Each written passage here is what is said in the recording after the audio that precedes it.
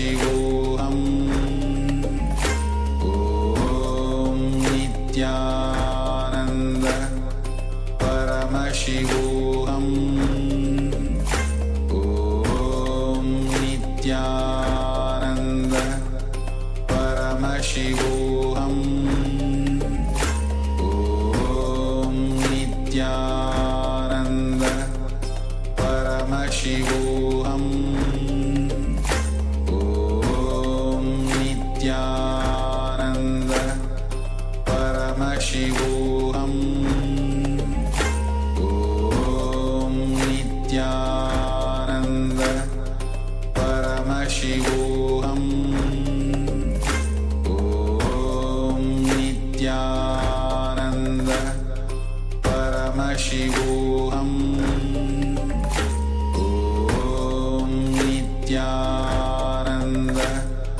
Paramashivoham. Om Nithyananda Paramashivoham.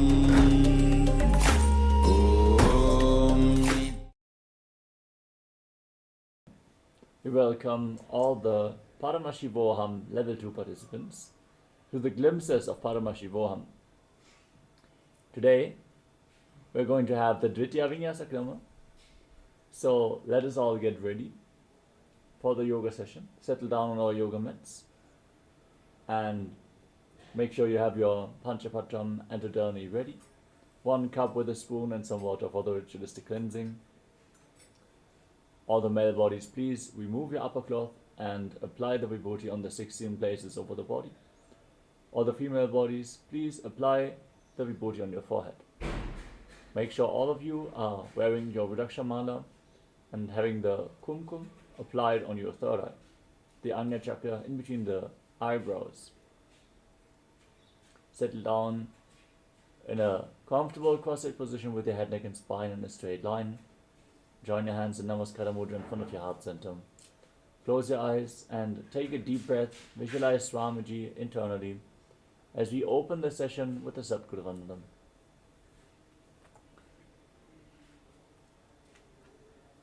Nithyanandam Paramasukhadam Kevalam Jnanamurtim Dvandvatitam Gaganasadrisham Tattvamasyadilaksham Ekam Nityam Vimalamachalam Sarvadhi Sakshi Bhutam Bhavatitam Trigunarahitam Sadgurum Tam Namami. Let us now invoke Paramashiva's presence by chanting the Shiva Mula mantra 11 times. Please follow along internally.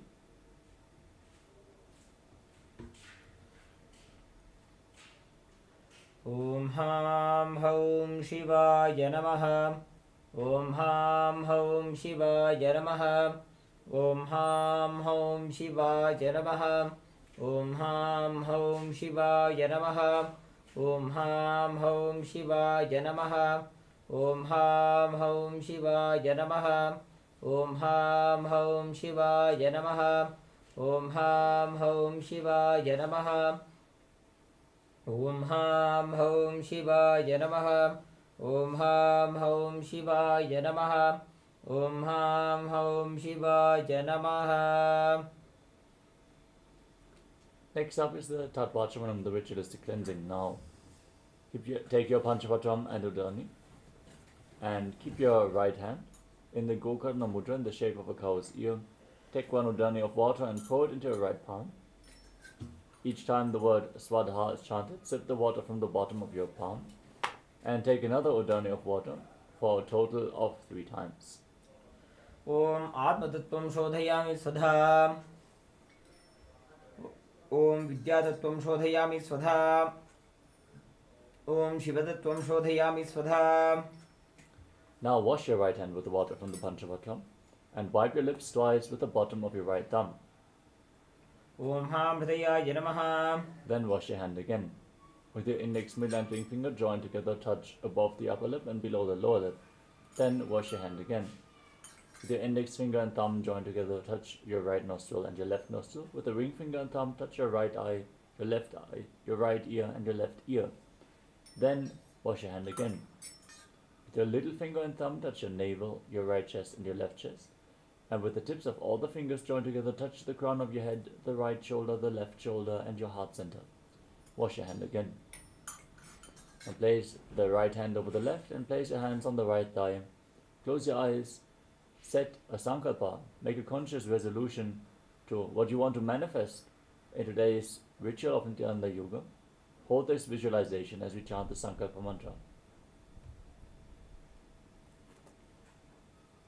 ममोपात्त समस्त दुरितक्षयद्वारा भगवत् श्री नित्यानंद परमशिव प्रीत्यर्थम श्री नित्यानंदेश्वरी परमशिव शक्ति समेत श्री नित्यानंदेश्वर परमशिव प्रीत्यर्थम च अद्य पूर्वोक्त एवं गुण विशेषेण विशिष्टायाम् अस्यां शुभतिथौ पूर्ण आरोग्य युक्त दृढ़गात्र योगिक शरीर सिद्ध्यर्थम परमशिव शक्त्याविष्करणार्थम नित्यानंद योगाभ्यासं करिष्ये. Now wash your right hand once more with the water from the Panchavajram. Om apa upasprisya. Then keep Panchavajram and Udani aside out of harm's way. And let us get ready for the ritual of Nithyananda Yoga.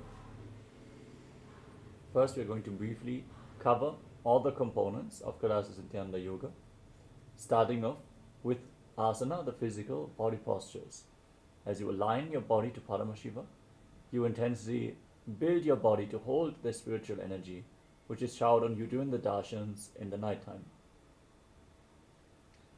Next is pranayama, the breathing techniques. Infusing intense prana into the system by controlling the inhalation, retention and exhalation of the breath, cleansing your nadis and preparing your body to hold more and more spiritual energy. Next is mudra, the energy circuits. As you perform certain gestures with your hands or align your limbs and various other body parts, you direct the flow of the prana within the system, activate the non-mechanical parts of the brain. Next is bandhas, the energy locks. As you contract certain muscles and diaphragms within the body, you lead the Kundalini Shakti upwards along your spine and prevent it from falling down again. The bandhas we are going to perform are the Mula Bandha, the root lock, contracting the perineal floor and pulling it up, preventing the prana from seeping out into the space around you. This bandha is essential and we are going to perform it in every single asana. Uddiyana Bandha, the abdominal lock, pulling your stomach in and up towards your spine as you contract your stomach muscles above and below the navel. This bandha intensity pulls the Kundalini Shakti up along your spine, guides it through the central nadi. Next is the Jalandhara Bandha, the throat lock. As you internally contract your throat muscles, tuck your chin to the chest and lock the throat, holding the Kundalini Shakti in the high energy centers. Perform all three bandhas together. This forms Mahamudra Bandha. These are the bandhas we are going to perform. Next up is Karana, the sacred dance postures. These postures have been preserved throughout temples in India, carved in stone, frozen in time, and in the context of KAILASA's Nithyananda Yoga, moving your limbs gracefully in synchronicity to the cosmic body movements. You intensely infuse prana into your system with every single breath and bring intense awareness into every part of your body. Next up is visualization. Hold the visualization which is projected in the top right corner of the screen for every single asana. Embody the qualities of that animal, that tree, that god or goddess. Intensely aligning your thinking to Paramashiva, manifesting Mano Shakti, the power of thought. Internally repeat the japa we are projecting in the bottom left corner of the screen for every asana. Visualize the japa rotating around your throat in a circular motion, cleansing your Vishuddhi chakra, making you manifest Vak Shakti, the power of speech, as you align your speech to Paramashiva. Weightlifting is also one of the components of KAILASA's Nithyananda Yoga.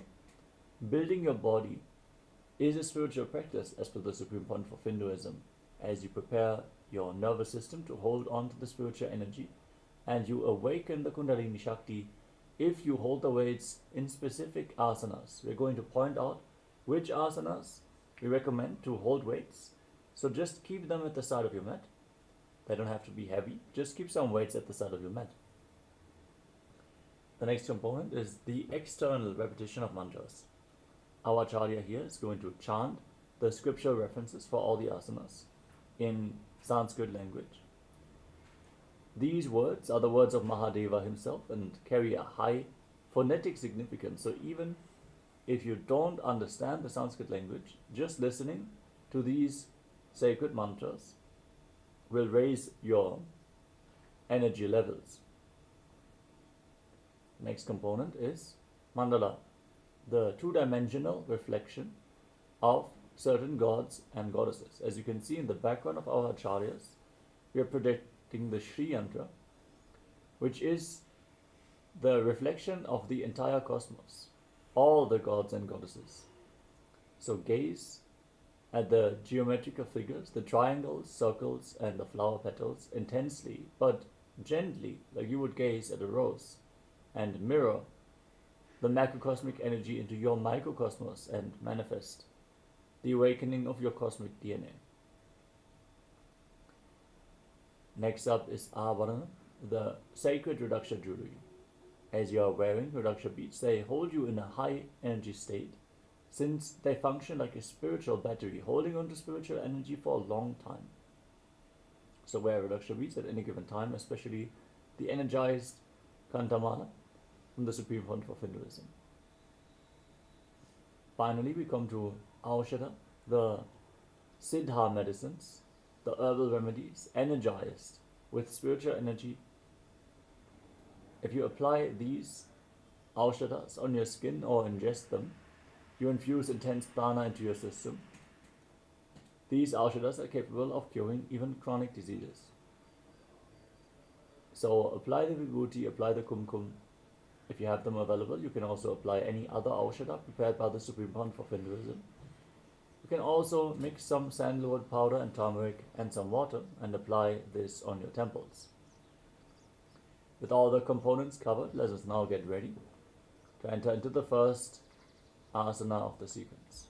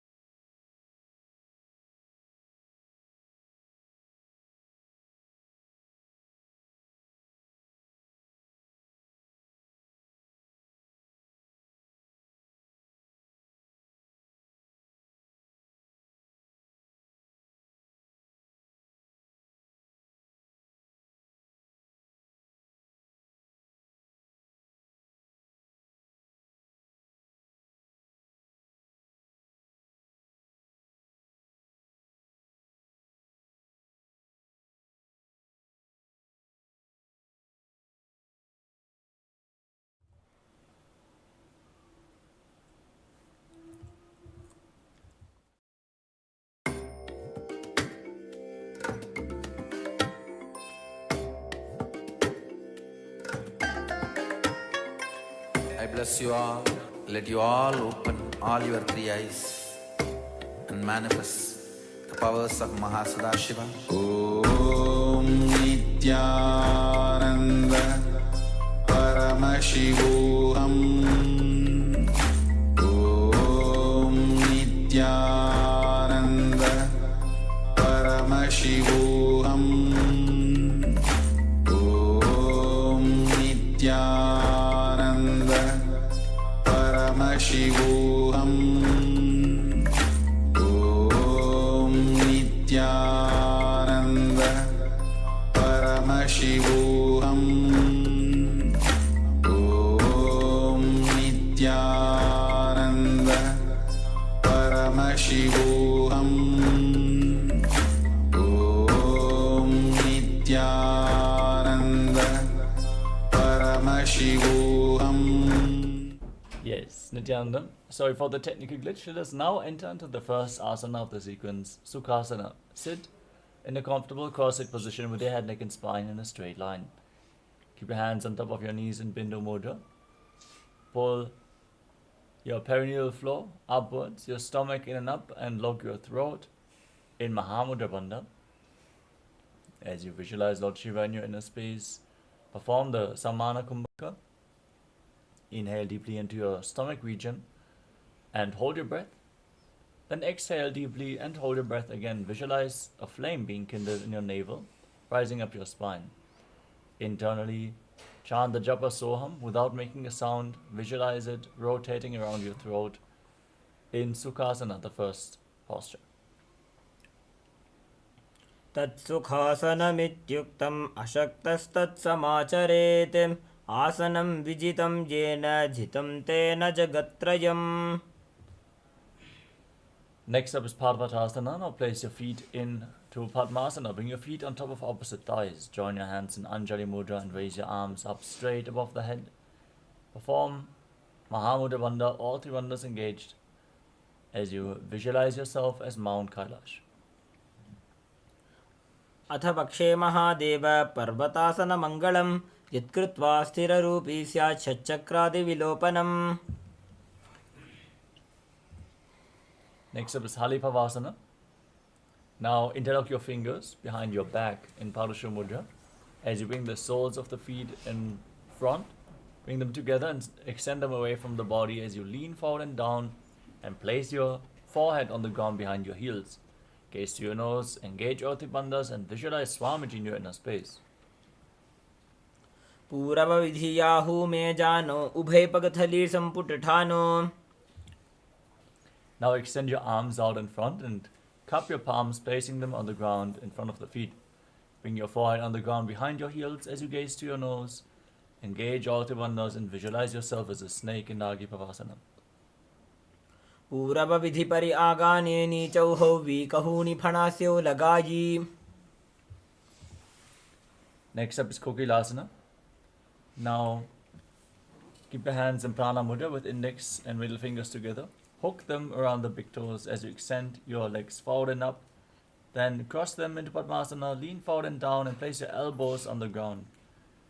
Engage all three bandhas as you visualize yourself as a bird in Kokilasana. अथान्यदासनं वक्ष्ये येन सिद्धो भवेन्नरः अकस्माद्वायुसञ्चारं कोकिलाख्यासनेन च.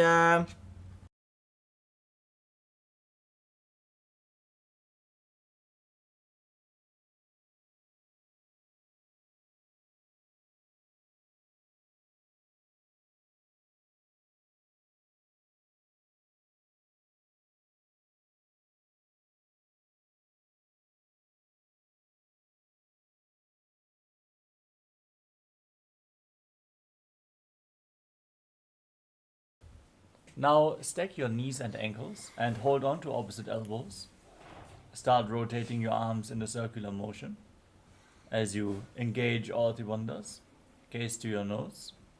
Visualize Swamiji in your inner space and continuously chant Soham. Change the direction of the movement every once in a while in Nithyananda. घोड़ा बाबा पाद की आशमाहिली सोज दक्षिचरण को वार लौता परिकुल्फ समोज. Now place your hands flat on the ground, shoulder width apart. Scoop your head and chest forward and down again and again. As you pull your stomach in and up in Uddiyana Bandha, visualize yourself as an elephant in Gajasana. निब्जं पादाग्रे भूमौ कृत्वालम्बी भूयामस्तकाग्रे निधाय. From the same position, now press one heel into the mat and lift the other heel up off the ground. Alternate again and again. Pull your stomach in and up and visualize yourself as a bear in Rikshasana. एकैकं पादमाकुञ्च गजासनं कुर्यात् वृक्षासनं भवति. Now rise up. Stand on the tips of the toes. Stand on the tips of the big toes if you can. Bring your hands to the chest with index, middle and ring fingers joined together in Hridaya Mudra. As you perform Uddiyana Bandha and Mudra Bandha and visualize Swamiji in Vaishyasana. केशेन पादयुगलं बद्ध्वा तिष्ठेद अधोमुखः अथ वैश्याः वक्षे यत्कृत्वा सत्यवान् भवेत्. Let us now enter into the first Kalana of the sequence. Stand in Arimandi posture, heels together, toes pointing outwards and knees bent. Bring your hands to the chest and then raise one knee up, leading it along the center of your body in a circular motion as you follow along with the respective hand gracefully again and again.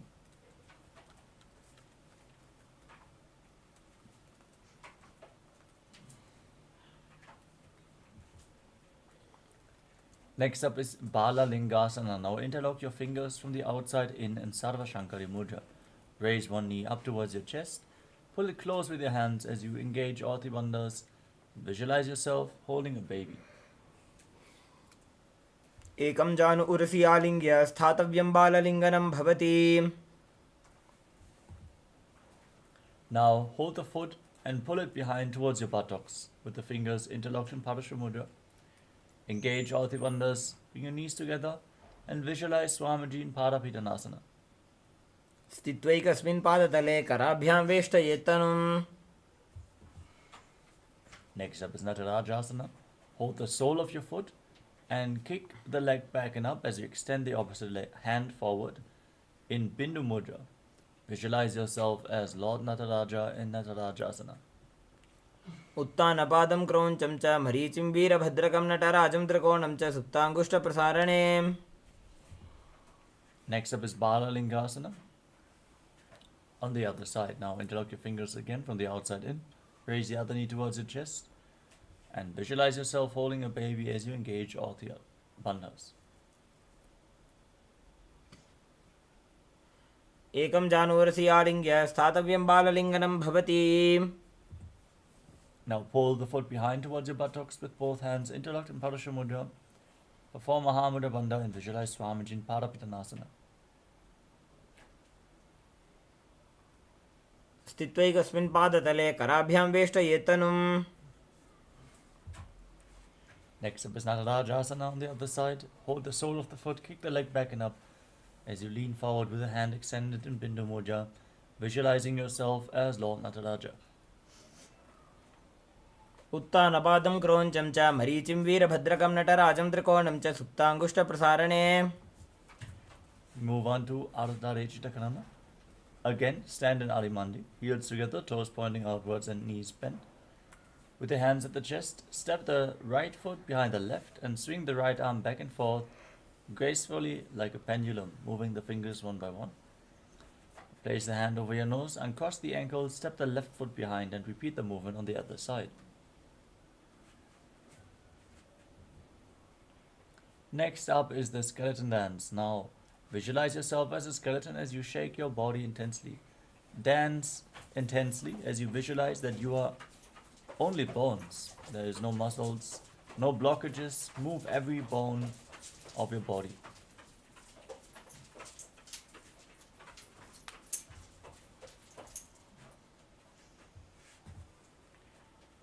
Next up is Katichina Karana. Again, stand in Arimandi and cross your arms over top of your head with the palms facing back. Turn your body to one side and open up your arms.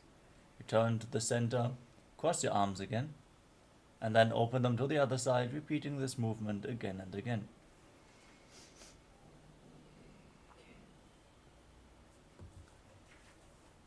Now, stand on the tips of the toes. Raise your arms up parallel above your head. Gaze forward. Engage all the bandhas, Mahamudra Bandha, and visualize yourself as a palm tree as you internally chant the new japa Shivoham in Tadasana. महामुद्राबद्ध कोनो ताड़ासन विभेदकान् विनोतानं सदा कुर्यात् अन्तर्पत्नी पतिप्रिया. Now lean forward and down and place your hands on the ground if you can. Otherwise, just lean down as low as possible and bring your head towards the knees. Engage all the bandhas and visualize Swamiji in Uttanasana. महामुद्राबद्ध कोनो ताड़ासन विभेदकान् विनोतानं सदा कुर्यात् अन्तर्पत्नी पतिप्रिया. Next up is Tadakshvasana. With your hands flat on the ground, step your feet back into a plank position. Now, lock your throat and tuck the chin to the chest in Jalandhara Bandha and start rotating your head from side to side as you visualize Swamiji in Tadakshvasana.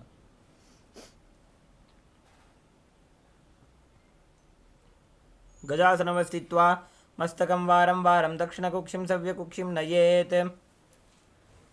Now lower your body down onto your stomach. Keep your hands at the side of the shoulders. As you raise your head and chest by the strength of your lower back, open up your mouth and inhale through the hollow of your throat as you visualize yourself as a cobra in Bhujangasana. अंगुष्ठनाभिपर्यन्तम् अधो भूमो विनिन्यसेत् कराभ्यां च धरां धृत्वा ऊर्ध्वशीर्षफणीवहि.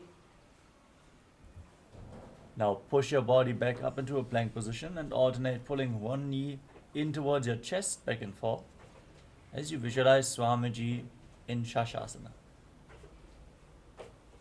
गजासनसंस्थितौ जानुद्वयमाकुञ्च्य वारं वारं कर्तव्यं च शासनं भवति.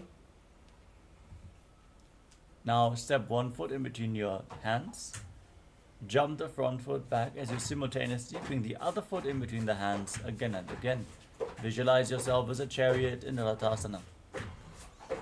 गजासनसंस्थितौ एकैकं पादं पुरोमार्गेण भ्रामयित्वा कर्तव्यं रथासनं भवति. Now keeping one leg at the front, extend the other leg far back and bend the front knee at a 90-degree angle. Keep the back toes facing sideways and raise your arms up parallel above your head. Hold your stomach in and up, gaze to your third eye. Breathe calmly through your nose in Sahadra Kumbhaka as you visualize yourself as Lord Virabhadra in Virabhadrasana. वासिष्ठमथ कौण्डिन्यम् ऊर्ध्वकुक्कुटमेव च अष्टावक्रमथोत्थानं मयूरं सेतुबन्धनम्. Now exchange the position of your feet. Bend the other knee at a 90-degree angle. Raise your arms up. Make sure your hips are facing forward as you gaze up and visualize yourself as Lord Virabhadra in Virabhadrasana. वासिष्ठमथ कौण्डिन्यम् ऊर्ध्वकुक्कुटमेव च अष्टावक्रमथोत्थानं मयूरं सेतुबन्धनम्. The next asana is Vrikshasana. Now raise one foot towards the inner opposite thigh. With the heel close to your perineum, join your hands in Anjali Mudra and raise them up above your head with the elbows straight. Pull your stomach in and up as you visualize yourself as a tree, continuously chanting Shivoham internally in Vrikshasana. वामोरुमूलदेशे च याम्यं पादं निधायतु. Now bring the raised foot on top of the opposite hip. Join your hands in Namaskara Mudra in front of your heart center and visualize yourself as Lord Garuda in Garudasana. वामोरुमूल गरुडासनमावक्ष्ये येन ध्यानं स्थिरं भवेत्.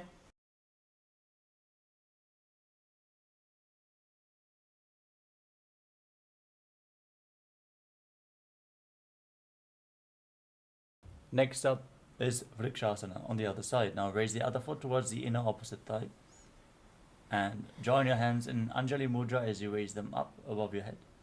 Pull your stomach in and up and visualize yourself as a tree in Vrikshasana. वामोरुमूलदेशे च याम्यं पादं निधायतु तिष्ठेत् वृक्षवद्भूमौ वृक्षासनमिदं विदुः. Now pull the raised foot on top of the opposite hip and join your hands in Namaskara Mudra in front of your heart center. Visualize yourself as Lord Garuda in Garudasana. गरुडासनमावक्ष्ये येन ध्यानं स्थिरं भवेत् सर्वदोषाद्विनिर्मुक्तो भवतीह महाबली.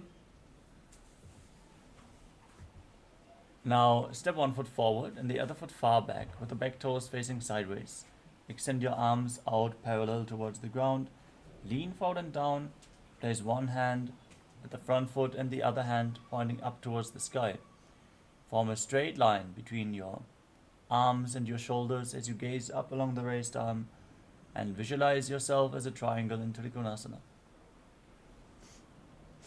उत्तानपादं क्रौञ्चं च मरीचिं वीरभद्रकं नटराजं त्रिकोणं च सुप्ताङ्गुष्ठप्रसारणे. Now exchange the position of your feet. Again extend your arms out. Lean forward and down. Raise your arm, gaze up and visualize yourself as a triangle in Trikonasana. उत्तानपादं क्रौञ्चं च मरीचिं वीरभद्रकं नटराजं त्रिकोणं च सुप्ताङ्गुष्ठप्रसारणे.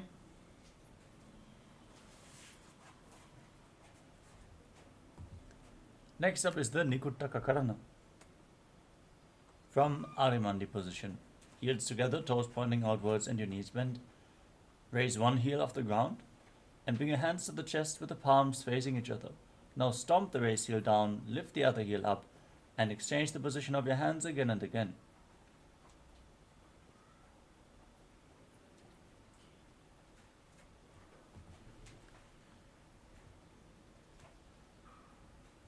Next up is Angushtasana. Now lower your body down. Raise your heels off the mat. Keep the toes tucked. Your knees together. Join your hands in Namaskara Mudra in front of your heart center. As you visualize Swamiji in your inner space, start buzzing like a bee on the in and exhalation in Brahmari Kumbhaka, internally chanting the new japa Sadashivoham and Angushtasana. Kabandhasanamityāhuः गोरक्षासनमेव च. Now extend one leg forward. Keep your hands at the side with the palms facing forward, fingertips just touching the ground in Vara Mudra as you visualize Swamiji in Saurasana. प्रसार्य एकं पादतलं संस्थाप्य त्वेकपादकम्.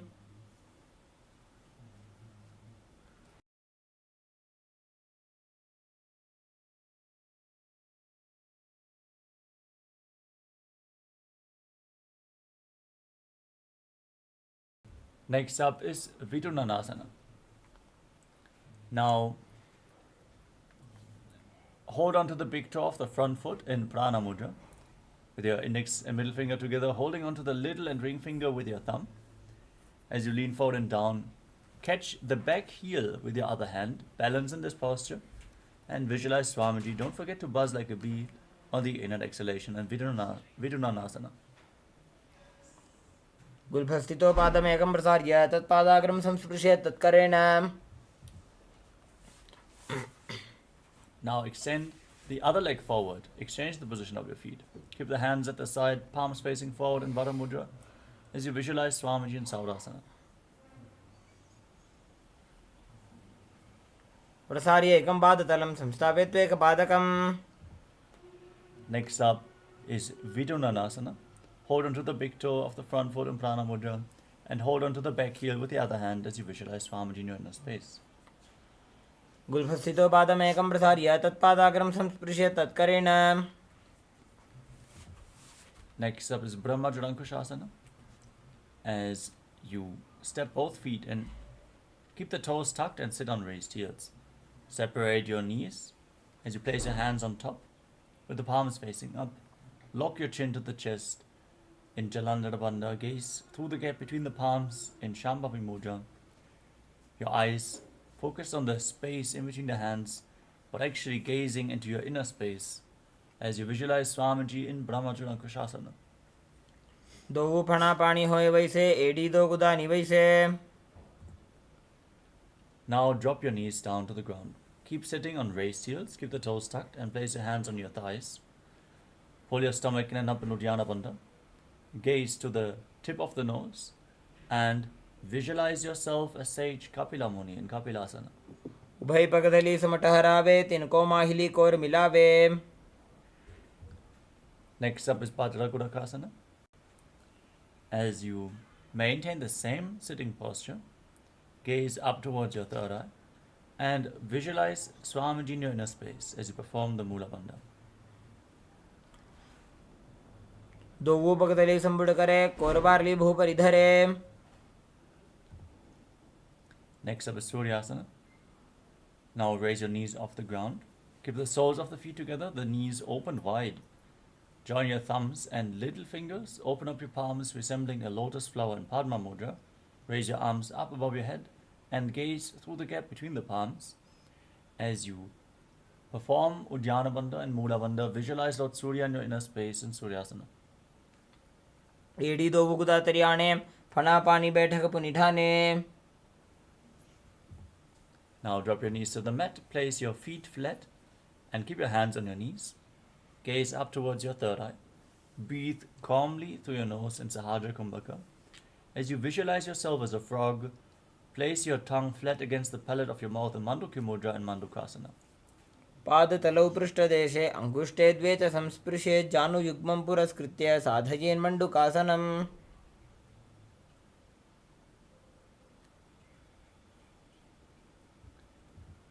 Next up is Uttana Mandukasana.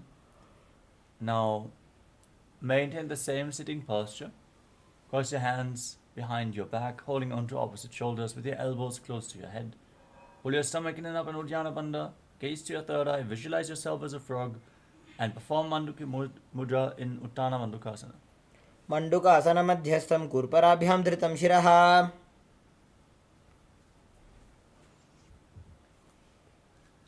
Now cross your feet and sit on the heels as you keep your hands on the knees, gaze to your nose, stick your tongue out and exhale forcefully through your mouth again and again. Visualize yourself as a lion, Simhasana. दक्षिणं सव्यगुल्फेन दक्षिणेन ततेतरम्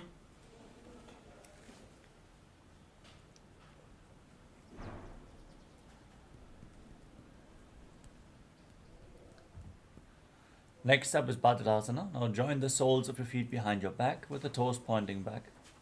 Separate your knees widely and sit on the heels. Cross your arms behind your back and hold onto the big toes in Prana Mudra. Tuck your chin to the chest, gaze to your nose, visualize Swamiji and return to buzzing like a bee in Brahmari Kumbhaka in Padadasana. गुल्भौ च वृषणस्याधो व्युत्क्रमेण समाहितः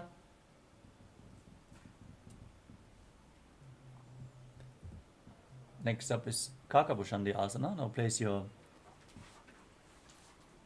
feet flat on the ground with the knees raised. Bring your arms in and around the raised knees and your hands behind your back, interlocking your fingers in Parusha Mudra if you can.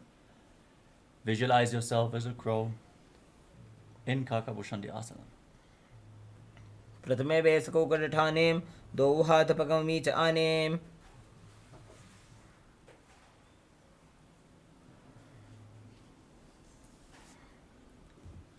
Next up is Kani Pavasana.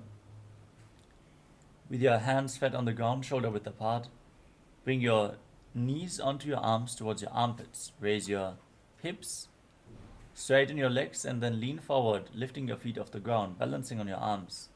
Visualize Swamiji in Kani Pavasana. आसन को गुणाशीदुस्ता होई तो आची होई Next up is Kapali Asana. This is going to be the first inverted posture of our sequence.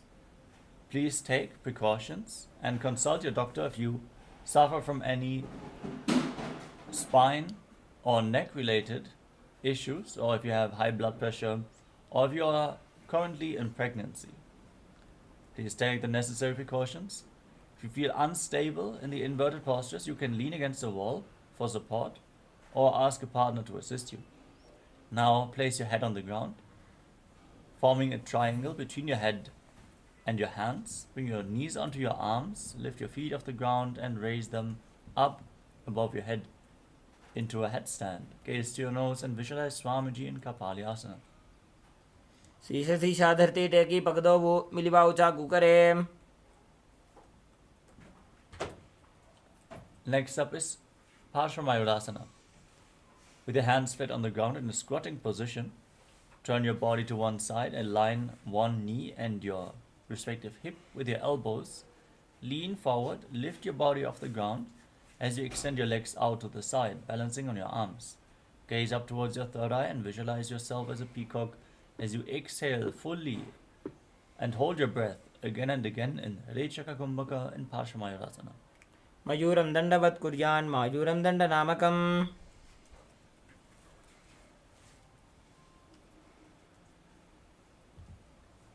Now twist your body to the other side. Lean onto your elbows, extend the legs out to the side and balance on your arms. Gaze up, visualize yourself as a peacock in Parsvamayurasana. मयूरं दण्डवत् कुर्यान् मायूरं दण्डनामकम् Next up is Bhairaganatha. Now place your hands flat on the ground and step your feet back into Tadakshvasana, the plank position. Then step one foot outside the respective shoulder, in between the two hands. Push your hips forward, gaze up towards your third eye and visualize yourself as Lord Kala Bhairava in Bhairaganatha. आसन को गुणपीति जायी Now step the front foot back, bring the other foot outside the shoulder in between the two hands. Gaze up and visualize yourself as Lord Kala Bhairava. आसन को गुणपीति जायी Next up is Unmukha Pita Asana. Step both feet back, Bring your forearms on the ground, keep your hips raised, gaze up towards your third eye as you visualize Swamiji in your inner space. भून्यस्तौ जानुनी हस्तौ चतुष्पदमवाङ्मुखम्. Next up is Vashishthasana. Rise up onto your hands and rotate your body, lifting one arm up towards the sky. Keep your arms in a straight line, gaze up along the raised arm, and visualize yourself as Sage Vashishta in Vashishthasana. ऊर्ध्वकुक्कुटबासिष्ठमरीचिहलमत्स्यकम्. Now exchange the position of your hands, rotate your body in the opposite direction, gaze up along the raised arm, keep your body straight as a plank as you visualize yourself as Sage Vashishta. ऊर्ध्वकुक्कुटबासिष्ठमरीचिहलमत्स्यकम्. Now come to a seated position with the legs extended forward. Bring your hands underneath the buttocks with the palms facing up. Lock your chin to the chest, gaze to the nose, and visualize yourself as Lord Hanuman as you internally chant Mahasadashivoham in Anjani Asana. दोवू करकी ube हथेली कोरवारली मैले भेली. Next up is Paschimottanasana. As you keep your legs extended forward, hold onto the big toes in Prana Mudra. Engage all three bandhas, Mahamudra Bandha, and visualize Swamiji in your inner space as you bring your head close towards your knees.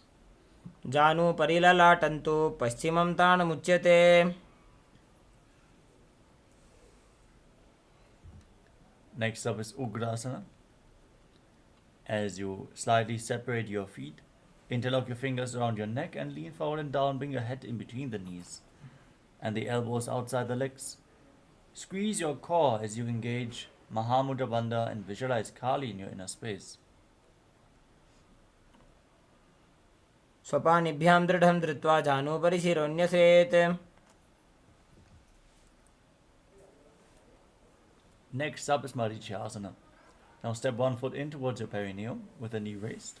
Bring your arm in and around the raised knee and interlock your fingers behind your back. Lean forward and down towards your knee and visualize yourself as Sage Marichi. उत्तानपादं क्रौञ्चं च मरीचिं वीरभद्रकम्. Now drop the raised knee to the side, keep the heel at the perineum, lean forward and down and catch the front foot with both hands. As you exhale, gaze to the nose, visualize Swamiji and perform Mahamudra Bandha in Mahamudrasana. महामुद्रां प्रवक्ष्यामि तन्त्रेऽस्मिन् मम वल्लभे. Next up is Marichyasana. Now step the other heel in towards your perineum with the knee raised. Bring your arms behind your back and lean forward and down as you visualize yourself as Sage Marichi.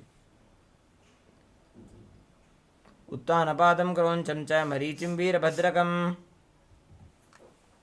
Mahamudrasana. Drop the raised knee to the side and hold onto the front foot.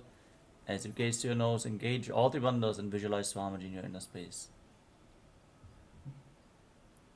महामुद्रां प्रवक्ष्यामि तन्त्रेऽस्मिन् मम वल्लभे.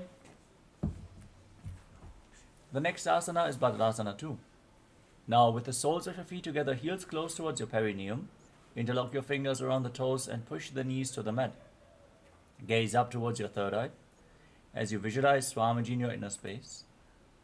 Exhale all the way and hold your breath in Bhadrasana 2. गुल्फौ च वृषणस्याधो व्युत्क्रमेण समाहितः.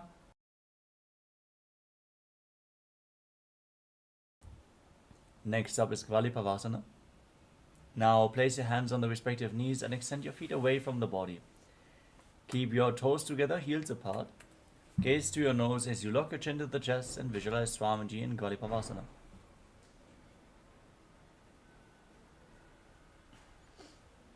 ऊरव चरपट चौक अख्यो सोजी वाही विधि चौकी जय sooji. Next up is Joni Asana. Now bring your feet back in towards the perineum. Hold the soles of the feet with all 10 fingers. As you gaze to your nose, lean forward and down. Place your face on the ground as you visualize the Yoni Mandala, the visual representation of Devi Paramashiva Shakti in Joni Asana. दोवू पकतली संबुट करे सोले में AD made के ढिंग धरे. Rise back up. Extend your feet away from the body with the heels together and the toes apart.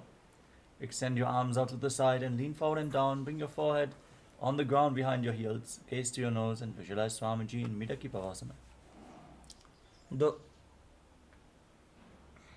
पूरव विधि परिपकथली संपूर्ण शोल एडी मिली राशे.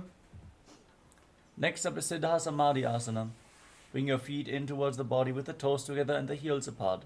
Bring your hands below the shins, palms facing up, elbows on the ground, and bring your face to the mat with your toes against your throat. Gaze towards the tip of your nose and visualize Lord Surya in your inner space in Siddha Samadhi Asana. दोवु पकतली संपुट करे सोले मेढ़ आगा मेधरे. Now rise up. Keep the heels together and separate your toes. Hold on to the feet and open them up like a book as you press your elbows onto your thighs. Gaze to your nose and visualize Swamiji in Shinaki Pavasana.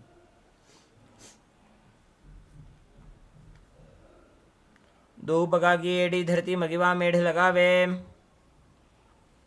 Now bring the soles of the feet together and place your hands on the respective knees. Push them down towards the ground. As you pull your stomach in and up, gaze to your third eye and visualize Swamiji in Charapata Chokasana.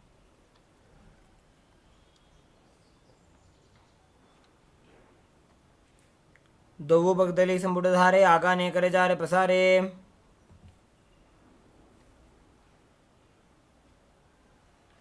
Now rotate your feet. Bring the heels off the ground and keep the toes down. You can use the support of your hands if needed. Then push your knees to the ground. Place your hands on top of the knees in Bindu Mudra. Gaze up towards your third eye.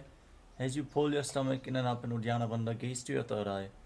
And visualize yourself as Lord Kala Bhairava in Bhairavasana. गुल्फो संपीड्य चान्योन्यं व्युत्क्रमेणोत्थितं शनैः. Now pull one heel in towards your perineum and hold the sole. Pull the sole of the other foot against your chest with both hands. Gaze up towards your third eye as you visualize Swamiji. Exhale deeply and hold the breath in the Muladhara Chakra. Paramashivoham Om Nithyananda Paramashivoham Om Nithyananda Paramashivoham Om Nithyananda Paramashivoham Om Nithyananda Paramashivoham Om Nithyananda Paramashivoham Om Nithyananda Paramashivoham Om Nithyananda Paramashivoham Om Nithyananda Paramashivoham Om Nithyananda Paramashivoham Om Nithyananda Paramashivoham Om Nithyananda Paramashivoham Om Nithyananda Paramashivoham Om Nithyananda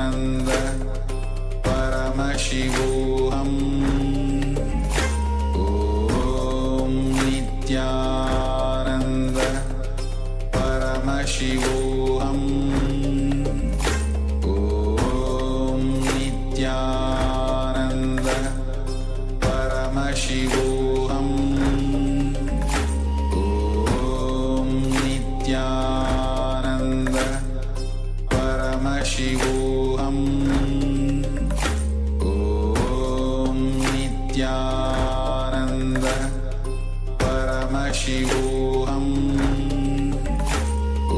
Om Nithyananda Paramashivoham Om Nithyananda Paramashivoham Om Nithyananda Paramashivoham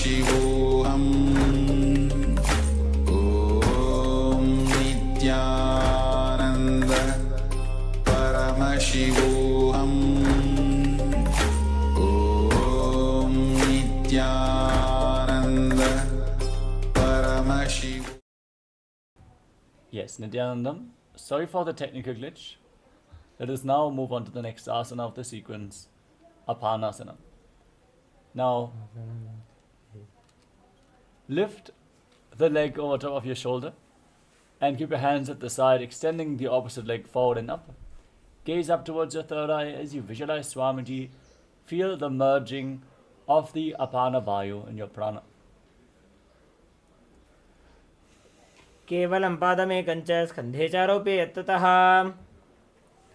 Next up is Gomukhasana. Stack your knees in front of your body with the heels outside the hips. As you interlock your fingers on the top knee, gaze to the tip of your nose, visualize the face of a cow in your inner space, and place your tongue flat against the palate of your mouth as you hiss through your teeth in Siddhkari Gomukha without your tongue touching the teeth. Internally chant Om Nithyanandoham in Gomukhasana. सव्ये दक्षिणगुल्फं तु पृष्ठपार्श्वे नियोजयेत्. Next up is Anasuyasana. Now hold onto the big toes in Prana Mudra. Gaze towards the tip of your nose, pull your stomach in and up in Uddiyana Bandha, and visualize yourself as a Rishika Anasuya. दक्षिण गोड़ नीचे उठाने, बाहों ताके ऊपर आने. Now interlock your fingers in Parasha Mudra behind your back as you lean forward and down, bring your nose to the mat in Anasuyasana too. जीवना गोदा की संधि, उपरिटा वागोड़ा की संधि. Now place the right foot flat with the knee raised against your chest and bring the left heel against your perineum with the knee on the ground. Place your hands on the respective knees. Gaze to your nose and visualize yourself as Lord Garuda in Garudasana too. दाबोपकमोडी एडी माहिलो गुल्फमूलद्वारनी जयदे. We move on to Naradasana. Now interlock your fingers around your neck as you raise your perineum up onto the heel. Twist your elbows outside the raised knee. Gaze up towards your third eye and visualize yourself as Sage Narada. पिष्टिजुवामपक तरीकेरी भूपरिता ही लगा बेफेरी.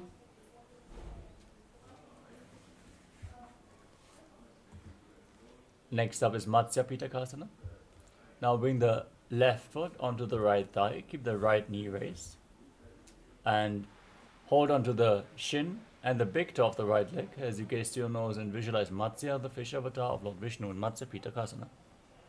वामे न वामांगुष्ठन्तो गृहीतं मत्स्यपीठकम्. Next up is Gomukhasana. Now again stack your knees with the other knee on top this time. Hands interlocked in Parasha Mudra. Gaze to your nose and visualize the face of a cow in your inner space. सव्ये दक्षिणगुल्फं तु पृष्ठपार्श्वे नियोजयेत्. Next up is Anasuyasana. Now hold on to the big toes in Prana Mudra. Gaze to the nose and pull your stomach in and up. दक्षिण गोड़ नीचे उठाने, बाहों ताके ऊपर आने. Now gaze to your nose as you interlock your fingers behind your back and lean forward and down, bringing the nose to the mat in Anasuyasana too. जीवना गोदा की संधि, उपरिटा वागोड़ा की संधि. Rise up, place the left foot flat with the knee against your chest, right heel against the perineum, hands on the knees, gaze to your nose, and visualize yourself as Lord Garuda in Garudasana too. दावोपकमोडी एडी माहिलो गुल्फमूलद्वारनी जयदे. Raise your perineum onto the heel, interlock your fingers around your neck, and twist your elbows outside the raised knee as you gaze to your third eye, and visualize yourself as Sage Narada Naradasana. पिष्टिजुवामपक तलीकेरी भूपरिता ही लगा बेफेरी. Next up is Matsya Pitakasana. Now, place your right foot onto the left thigh and hold onto the left shin and the big toe. As you gaze to your nose, visualize Matsya, the fish avatar of Lord Vishnu. वामेन वामांगुष्ठन्तो गृहीतं मत्स्यपीठकम्. Next up is Matsyendrasana. Now, place one foot on top of the opposite thigh. Raise the opposite knee. Twist your elbow around the raised knee. Place the hand by the neck and the other hand on the ground behind you. Gaze up towards your third eye as you visualize Sage Matsyendranath in Matsyendrasana. उदरं पश्चिमाभासं कृत्वा तिष्ठति यत्ततः नम्राङ्गं वामपादं हि दक्षजानुपरिन्यसेत्. Next up is Kubhasana. As you extend the front hand down to the foot and hold on to the big toe in Prana Mudra, place the other hand on your respective ear. Gaze up towards your third eye and visualize yourself as the camel in Kubhasana. आसन को न झोलो जाए. Drop the hand from the ear to the ground. Keep the other hand extended forward towards the foot. As you gaze to your third eye, visualize Sage Nithyananda and Matsendrasana too. मत्स्येन्द्रपीठं जठर प्रदीप्तिं Prachanda रुक्मण्डल खण्डनास्त्रम्. Now extend your legs forward and bring the other foot on top of the opposite thigh. As you raise your knee, twist the elbow around the raised knee with the hand by the neck, the other hand on the ground behind you. Repeating Matsendrasana on the other side. उदरं पश्चिमाभासं कृत्वा तिष्ठति यत्ततः. Now extend the front hand down to the foot. Hold on to the back ear as you gaze to your third eye and visualize yourself as a camel in Kubhasana on the other side. आसन को न झोलो जाए. Now place the hand from the ear to the ground behind you as you gaze to your third eye and visualize Sage Matsendrasana and Matsendrasana too. मत्स्येन्द्रपीठं जठर प्रदीप्तिं Prachanda रुक्मण्डल खण्डनास्त्रम्. Now place your feet onto opposite thighs. Sit in the lotus posture. Place your hands on your knees. Engage all three bandhas and breathe in Sitali Kumbhaka as you press your tongue against the back of the teeth. Hiss through your teeth while you inhale. Gaze to your nose and visualize yourself as Lord Shiva as you engage Mahamudra Bandha and internally chant Om Nithyananda Paramashivoham in Padmasana. आसनं द्विविधं प्रोक्तं पद्मं वज्रासनं तथा. Now cross your arms in front of your body, hold on to the big toes in Prana Mudra. Gaze to your nose and visualize yourself as Goddess Parvati, the consort of Lord Shiva in Padmasana too. उत्तानौ चरणौ कृत्वा ऊरु संस्थौ प्रयत्नतः. Now bring your hands through the legs, palms flat on the ground. Straighten your arms and lift your entire body off the mat, balancing on your arms. Pull your knees up. Breathe through your nose in Sahadra Kumbhaka as you visualize yourself as a rooster in Kukkutasana. पद्मासनं सुसंस्थाप्य नान्वोरोरन्तरे करौ. As you maintain your legs in Padmasana, rise up onto your knees and place your hands on the ground with the fingers pointing towards your body. Bend your elbows, keep the elbows close to your navel, and balance on your arms as you raise your knees off the ground. Visualize Swamiji in Badhakiki Asana. धरामौष्टभिकरद्वयेन तत्कूर्पैः स्थापिता नाभिपार्श्वः. Now extend your legs back into Mayurasana. With your elbows at your navel, lean forward, find balance and lift your legs up straight. Gaze forward as you visualize yourself as a peacock in Mayurasana. अथ पक्षे महादेव मयूरासनम् उत्तमम्. Now lay down on your stomach. Interlock your fingers around your neck. As you place your forehead on the ground, rotate your feet so the toes are pointing outwards and the heels are on the mat. Visualize yourself as a crocodile in Makarasana. अध्यासशेते हृदयं निधाय भूमौ च पादौ च प्रसार्यमानौ. Now place your hands flat next to your shoulders and raise your legs up straight. Lift your legs up completely off the ground as you visualize yourself as a locust in Shalabhasana.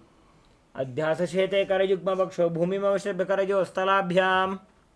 Now bend your knees, hold on to the feet and pull them outside your hips towards the ground.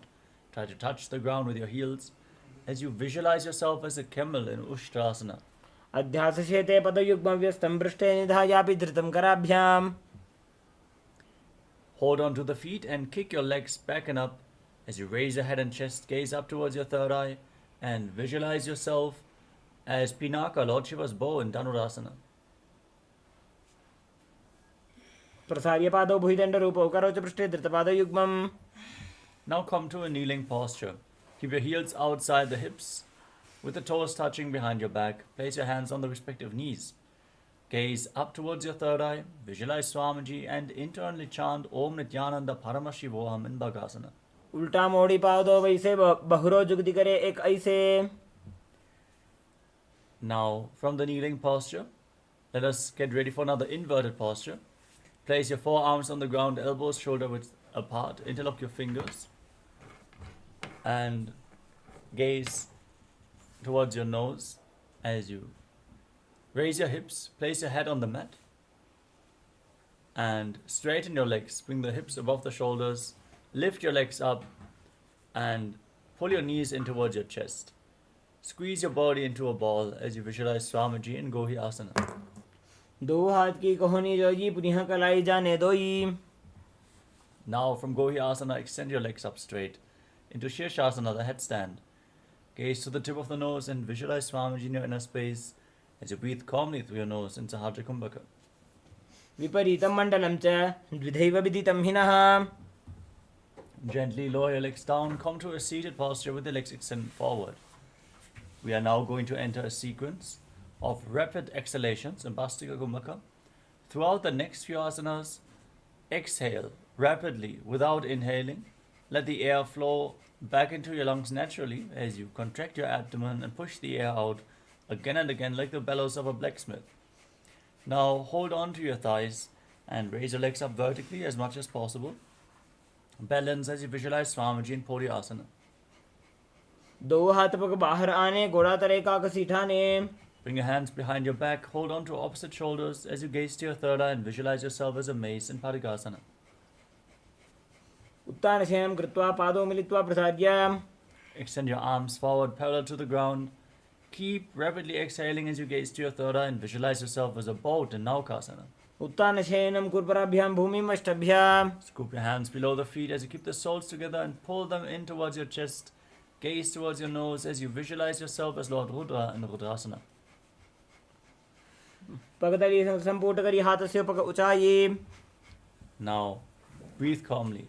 Lay down on your back as you place the feet flat on the ground with the knees raised. Place your palms down behind your heels and push your hips off the mat. Contract the perineal floor and lock your throat in Jalandhara Bandha as you forcefully push the air upwards within your body, but keep it contained within your body as you keep your throat locked in Mocha Kumbhaka, forcing the air through the central nadi and bringing the energy into the higher energy centers, leading to a state of swooning in the yogi. Gaze to the tip of the nose and visualize Swamiji in Unmukha Pitasana too. ऊर्ध्वे च जानूनि कृत्वा शवित्वोर्ध्वमुखं तथा. Now lay down flat on your back. Keep the hands at the side of your body, palms facing up. Relax your body completely. From the tips of the toes to the top of your head. Be completely still as you forcefully pull the Kundalini Shakti up along your spine from the Mooladhara all the way to the Sahasrara Chakra in Shakti Chalan Mudra. In Shivasana, now visualize your body as dead and Swamiji, the supreme point of Hinduism, is liberating you as you internally chant the Mahavakya Om Nithyananda Paramashivoham. उत्तानं शववद्भूमौ शयनं तु शवासनं. शवासनं श्रान्तिहरं चित्तविश्रान्तिकारकम्.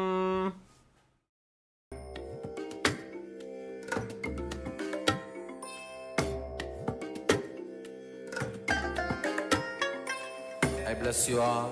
Let you all open all your three eyes and manifest the powers of Mahasadashiva. Om Nithyananda Paramashivoham. Om Nithyananda Paramashivoham. Om Nithyananda Paramashivoham. Om Nithyananda Paramashivoham. Om Nithyananda Paramashivoham. Om Nithyananda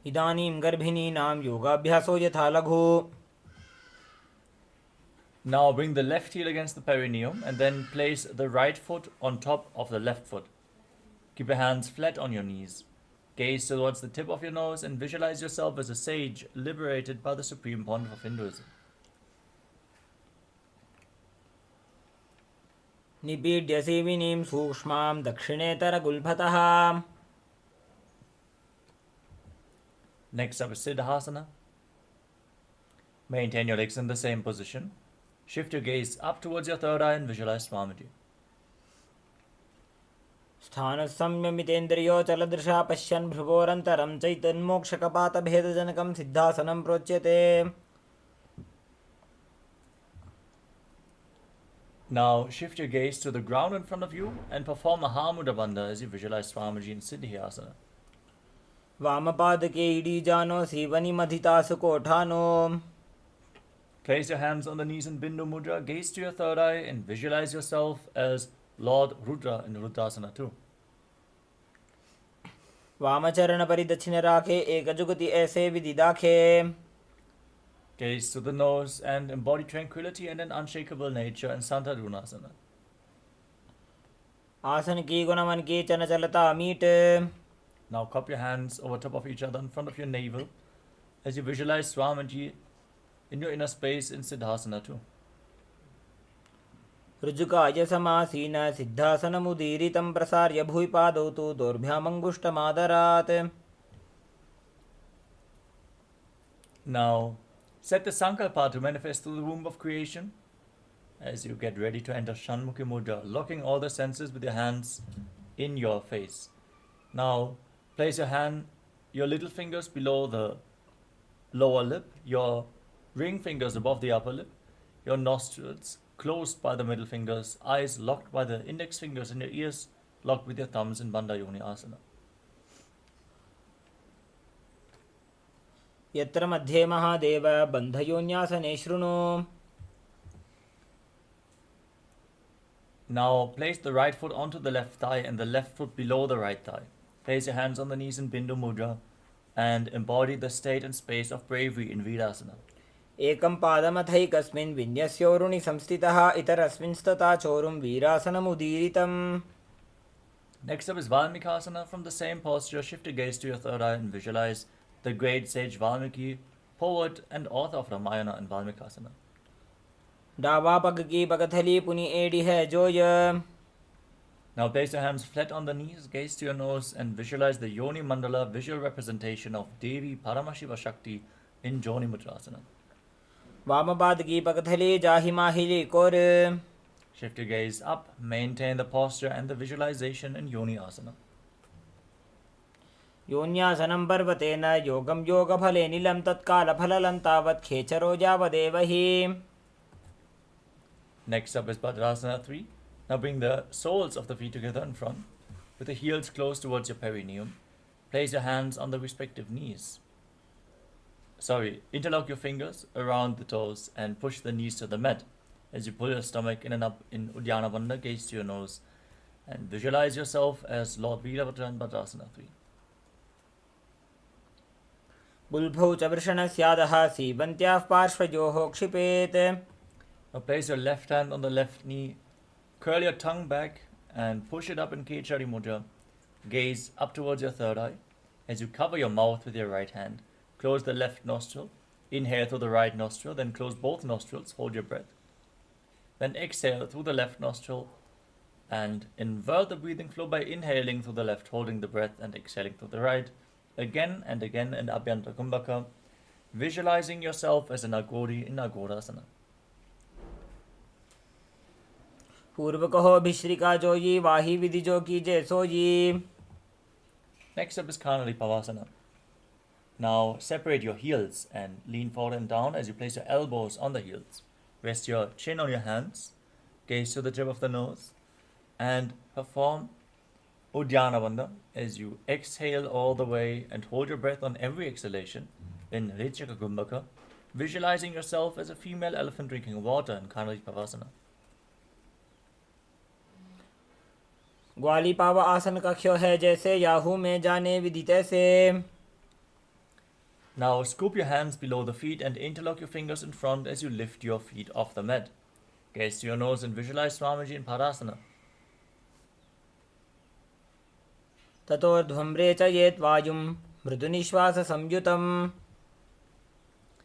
Now interlock your fingers around the toes from the top and pull your feet against your chest as you gaze to the nose. Rest your chin on the hands and embody the state and space of a king in Gopi Chandasana. पूर्व विधिपका का अंगूठा कंठ को पराशे. Now again scoop your hands below the feet and interlock your fingers around the toes from below. Pull your feet against your chest, rest your chin on the hands, gaze to the nose and visualize your body free from any defects in Udarasana. दोवो पगदली संपुट ठाने उभय हस्त करी उरद हिताने.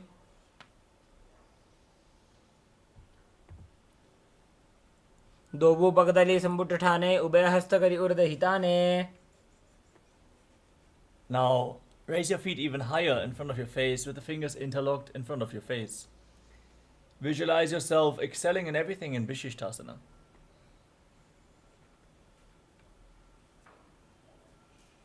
दोवो पगदली जोड़ी संपुट करे.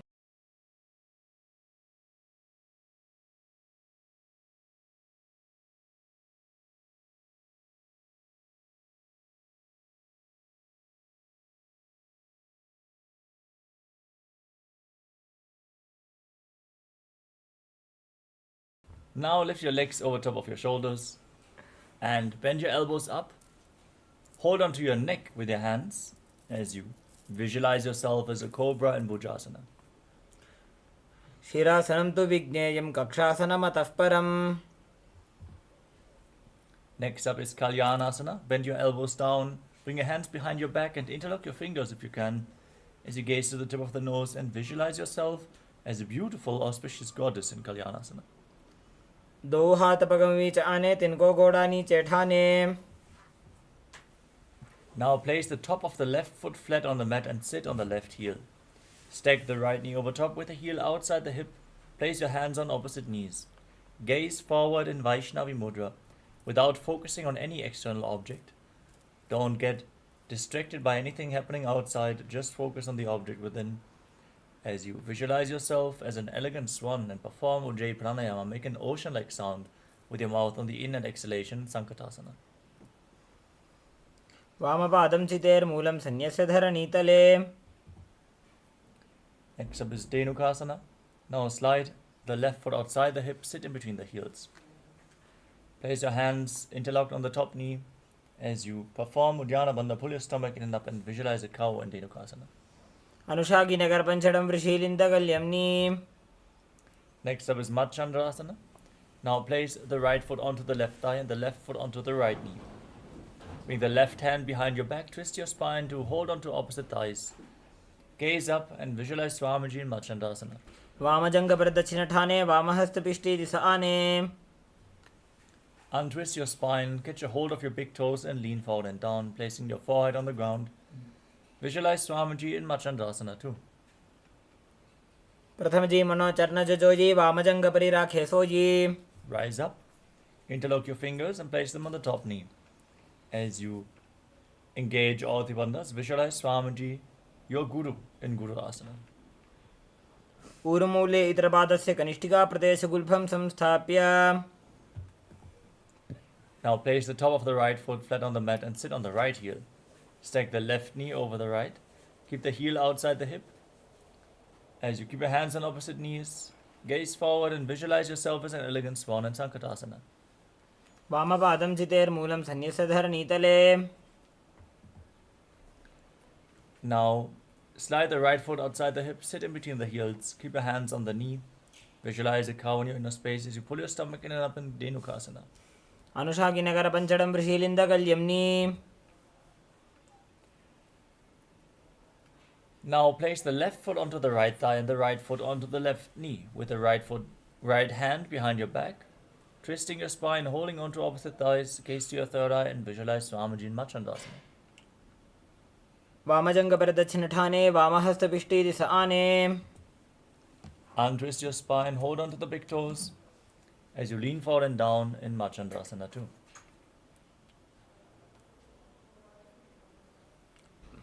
प्रथमजी मनोचरण जजोजी वामजंग परिराखे sooji. Rise up. Interlock your fingers and place them on the top knee. As you perform Mahamudra Bandha, visualize your Guru, Swamiji in Guru Asana. ऊर्मूले इतरपादस्य कनिष्ठिका प्रदेशगुल्फं संस्थाप्य. Now place your feet flat on the ground with the knees against your chest. Hold on to your knees with your hands and pull them close. As you gaze to your third eye, press your tongue upwards in Kechari Mudra. Visualize Swamiji in Pashasana.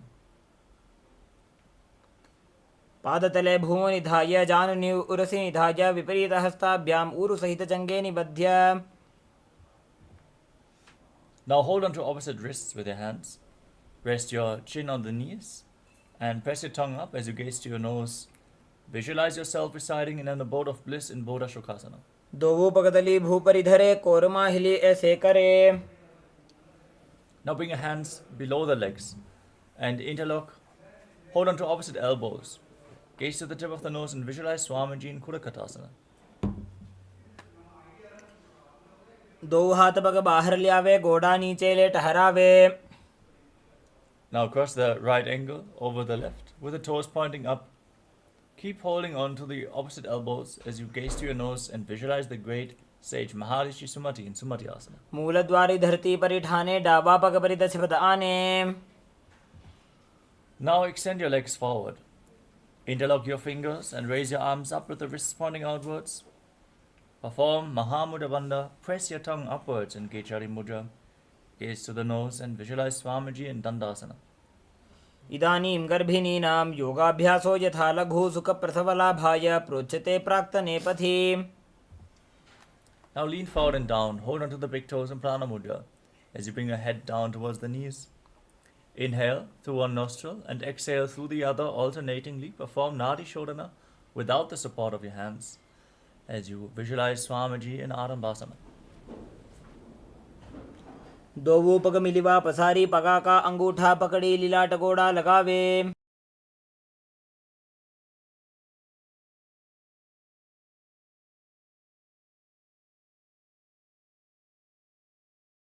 Now separate your feet a hand width and slightly raise your knees to bring your hands below the shins. And hold on to the soles of the feet from the outside, leaning forward and down as low as possible. Gaze to your third eye and visualize Swamiji in Vidokasana.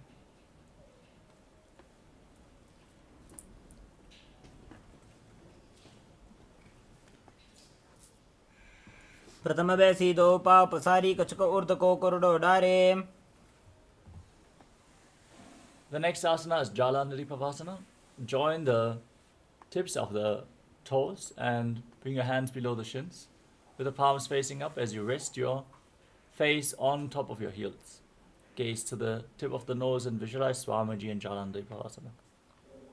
दो एड़ी मैल के दीजिए हाथ पसारी.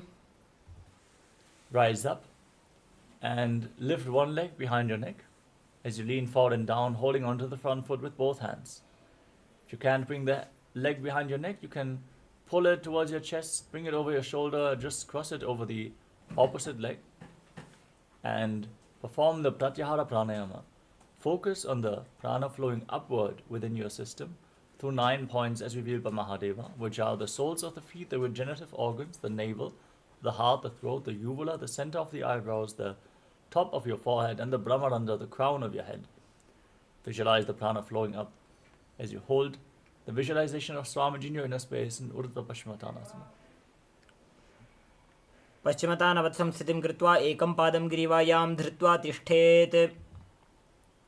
Next up is Anantasana. Lean back with the legs still behind your neck.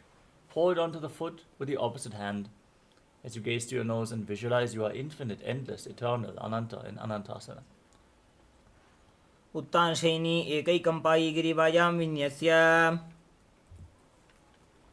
Next up is Ankushasana. Now roll onto the side of the hand which is on holding onto your foot. Gaze to your nose and feel in complete control. उत्तानशयित एकैकं पादं गिरिवायां कुर्वन्. Now lay on your back and pull your knees towards your chest and circle your legs with your arms and rock your body from side to side. As you visualize Swamiji in your inner space, focus on the upward flowing prana into the Shasana. उत्तानशयनं जानुनि हृदयेवष्टम्भ जङ्गासहित ऊरुनि करद्वये बद्ध्वा. Now, again extend your legs, lift the other leg behind your neck and lean forward and down, holding onto the front foot as you visualize Swamiji in Uttara Paschimottanasana on the other side. पश्चिमतानवत्संस्थितिं कृत्वा एकं पादं ग्रीवायां धृत्वा तिष्ठेत्. Lean back with the leg behind your neck, hold onto the foot with the opposite hand as you gaze to your nose and visualize you are infinite, endless, eternal, Ananta in Anantasana. उत्तानशयनी एकैकं पायी ग्रीवायां विन्यस्य. Roll onto the side, keep hold of the foot behind your head as you gaze to your nose and feel in complete control in Ankushasana. उत्तानशयित एकैकं पादं ग्रीवायां कुर्वन्. Next up is Yoga Nidrasana. Lay on your back and one by one, lift your feet behind your head. Then interlock your hands behind your lower back. Gaze towards the tip of the nose and visualize Swamiji in your inner space. पादाभ्यां वेष्टयेत् कण्ठं हस्ताभ्यां पृष्ठबन्धनम्. Now bend your elbows up and hold onto your neck as you gaze to the nose and visualize Lord Vishnu blessing you from within in Atmaramasana. Atmaram आसन प्रथमसूधोऽसो वे. The next asana is Kochikasana as you lay on your back. Extend your arms out to the side at shoulder level and pull your knees towards your chest with the soles of the feet facing up towards the sky. Gaze up towards your third eye and visualize Swamiji in your inner space. द्वौ हाथ छीदा सा करे तिनसौ ube Sapa करे. Next up is the Jatara Parivriti. We're going to perform 3 steps of this asana. Extend your arms out to the side at shoulder level and pull your knees towards your chest. Then drop one knee towards the side and extend the opposite leg down. Step 1. Bend both knees to the side. Step 2. Extend your legs, hold onto the toes and gaze away from the feet. Step 3. Throughout this sequence, visualize Swamiji and perform the Mudra Bandha. Now return to the center so we can repeat all the 3 steps on the other side as well. Drop one knee to the side, extend the opposite leg down. Bend both your knees to the side. Extend your legs, hold onto the feet and gaze in the opposite direction. In Jatara Parivriti. परिवृत्ते कुक्षिभागे त्रिधा हि परिकीर्तितः बद्धकोणं सुप्तकोणम् ऊर्ध्वकोणमथापि च. Now lay on your back with your feet flat. Hold on to your ankles. As you keep the knees raised, push your hips up high, gaze to the nose and perform the Mudra Kumbhaka. Press the air upwards but contain it within your body as you visualize yourself as sturdy as a bridge in Dviparapitam. प्रतिक्रियायुतं द्वन्द्वपीठः सर्वबलप्रदं गर्भिणीनां दुर्बलानाम् इति Gargi जगादनु. Now bring your hands over top of your shoulders with the palms flat, fingers pointing towards your feet. Raise your hips up high and walk your hands and feet closer together if you can. Breathe calmly through your nose in Sahajra Kumbhaka, lead the prana along your spine as you visualize yourself as sturdy as stone furniture in Paryankasana. उत्तानशयनमस्ततलाभ्यां भूमिं वष्टभ्य. Gently lower your body down, lay on your back.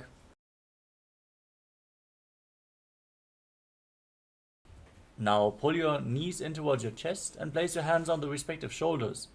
As you move your hips in a circular motion, visualize yourself as a dog playfully rolling around on its back in Shvotanasana. शरीरं संस्थाप्य जानुनी सम्मील्य नाभुवानी च. Now raise your hips up, straighten the legs upwards, point the toes to the sky as you keep your hands at the side of your body for balance. Move your legs in a circular motion as you visualize Swamiji in Viparita Karani. Perform Mudra Kumbhaka. भूतले सशिरो दत्त्वा खेनये चरणद्वयम्. Stop the movement of your legs. Point the toes to the sky as you visualize Swamiji in Viparita Karani too. Karni विपरीताख्या सर्वाधिव्याधिनाशिनी नित्यमभ्यासयुक्तस्य जाठराग्निविवर्धनी. Now lower your legs down and drop the toes on the ground over top of your head. As you interlock your fingers behind your back in Parashamudra, press your hands into the mat and visualize yourself as a plow in Langalasana. नरकासने स्थित्वा नासिकाप्रदेशे भूमौ पादपृष्ठे स्थाप्य. Now hold on to your feet over top of your head as you maintain the same posture. This is one of the 84 asanas revealed directly by Lord Paramashivoham himself, Shaita Paschimottanasana. तानं शयित्वात् कुर्वीत शयितपश्चिमतानकम्. Next up is Supta Konasana. As you hold onto your feet, keep your hips above the shoulder level and extend your legs wide to the side. Visualize Swamiji in your inner space in Supta Konasana. परिवृत्ति कुक्षिभागे त्रिधा हि परिकीर्तितः बद्धकोणं सुप्तकोणम् ऊर्ध्वकोणमथापि च. Join your feet back together, hold on to your ankles. As you roll onto your back, keep your arms and legs straight and visualize yourself as a chakra, a wheel in Chakrasana. शवासनस्तद्वौ पादौ कुर्यान्मस्तकतः परो व्युत्क्रमेण ततः शीघ्रमेतत् सर्वस्य साधनम्. Now lay on your back and extend your legs vertically. Hold on to the big toes in Prana Mudra with index and middle fingers.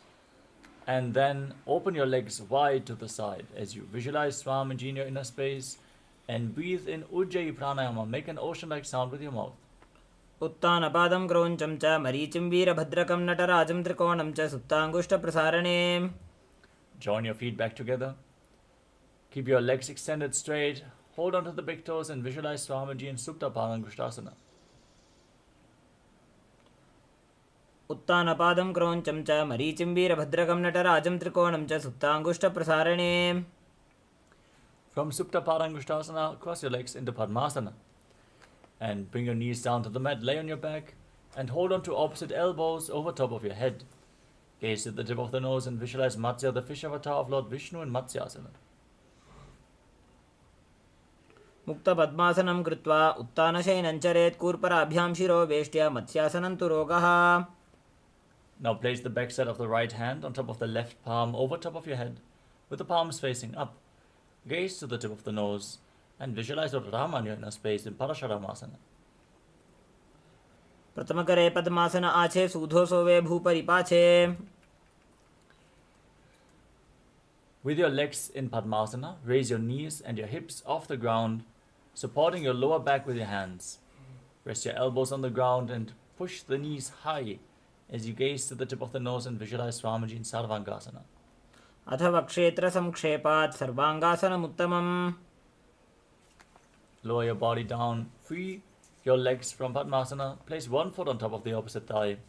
Pull your knees up towards your chest, extend your arms above your head with the fingers hooked forward. Perform Jalandhara and Mudha Bandha as you breathe in Moksha Kumbhaka. Gaze to your third eye and visualize yourself as a scorpion at Vrishchikasana. प्रथमशेन सूधो शीशिके शिखी सन्धि सुदाखे. Exchange the position of your feet. Repeat Vrishchikasana, the scorpion posture on the other side. प्रथमशेन सूधो शीशिके शिखी सन्धि सुदाखे. Now lay down flat and interlock your fingers around your neck. Lift your legs off the ground and alternate pulling your knees in towards your chest back and forth. As you visualize Swamiji in your inner space, breathe calmly in Sahadra Kumbhaka and Vrishabhadakshipasana. उत्तानशयनं कृत्वा अङ्गुलिबिक्कदरां बद्ध्वा कूर्परो मिलित्वा. Now place your hands on the ground next to your body and alternate touching your knees towards the respective ears. Visualize Swamiji in Maruttanasana. श्रोतानवत्सं स्थिति कृत्वा जानुद्वयं पर्यायेन कर्णयोः संस्पृशेत्. Next up is Vrikasana. Now place your feet flat on the ground and stand up and lay back down again and again, visualizing yourself as a wolf. उत्तानशयनं कृत्वा पादतलाभ्यां भूमिं धृत्वा. निब्जं शयनं कृत्वा नाभिं भूमौ निधाय. Now push your body up into a plank position. Jump your feet in between the hands back and forth as you visualize yourself transcend body and mind in Dehali Ulanganasana. हस्तद्वयं बद्ध्वा तन्मध्ये चरणद्वयम् उड्डानैव बहिरानीय. Now rise up. Lean forward and down. Place your hands on the mat and walk forward and backward on your hands and feet as you visualize yourself as a wise 60-year-old elephant in Jatyasana. अथ जात्यासनं वक्ष्ये येन जातिस्मरो भवेत्. Next up is the Lolitika Karana. Now stand in Arimandi position, heels together, toes pointing outwards and knees bent. Raise your elbows to the shoulder level and start rotating your arms around your body as you lean back and move your head in all directions.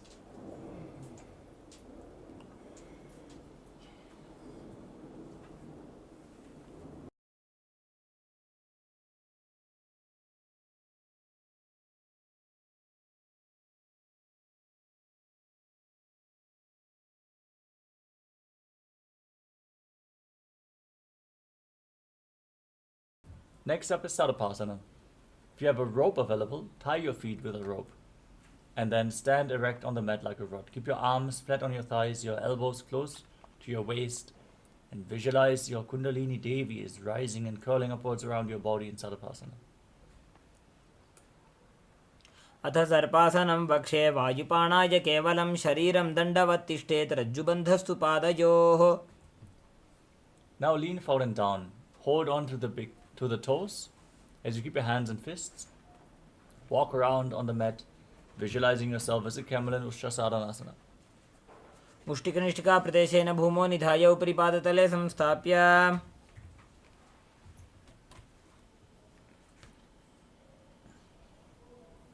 Next up is Ashvasana.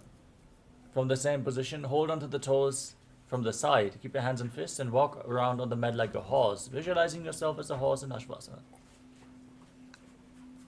मुष्टिकनिष्ठिका प्रदेशेन भूमौ निधाय उपरि पादतले संस्थाप्य.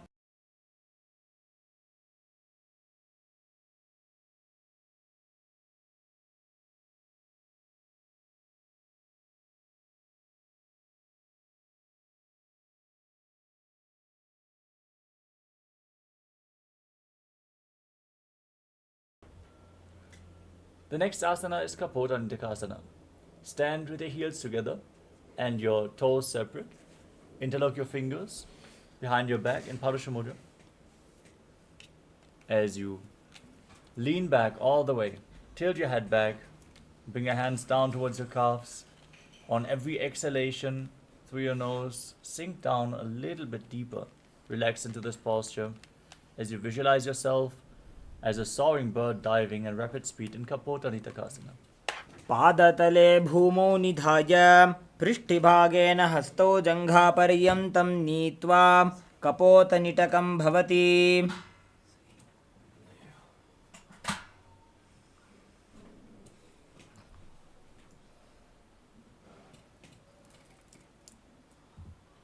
Next up is the Talapushpapadam Karana.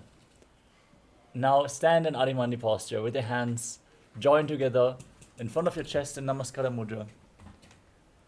Bow down to one side, open up your palms and raise the respective heel again and again as you visualize yourself holding a bouquet of flowers and offering it to Paramashiva.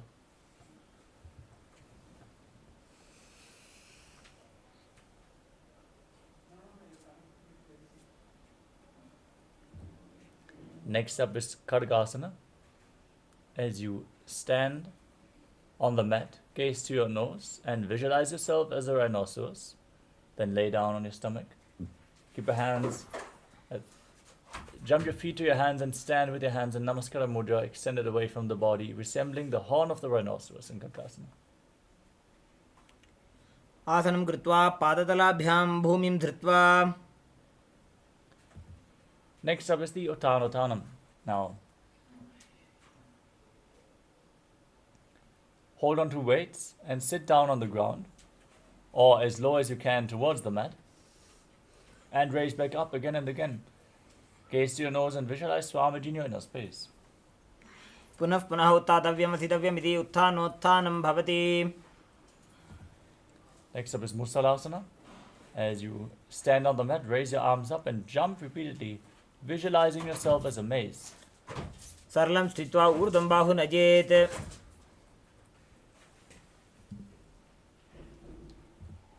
Next up is Utshirshakasana. Now hold on to one foot and pull it up towards your chest. As you sit down and stand back up with the other leg. Alternate on both sides. As you gaze to the nose and visualize Swamiji in your inner space. एकैकं पादतलं कुक्षौ निधाय. Next up is Parshvajanukarana. Now keep the toes of the right foot pointing to the side. Raise the left knee against your chest and circle it with the left arm. Keep the left hand in a fist, the wrist pointing outwards, and place the right hand on your right thigh.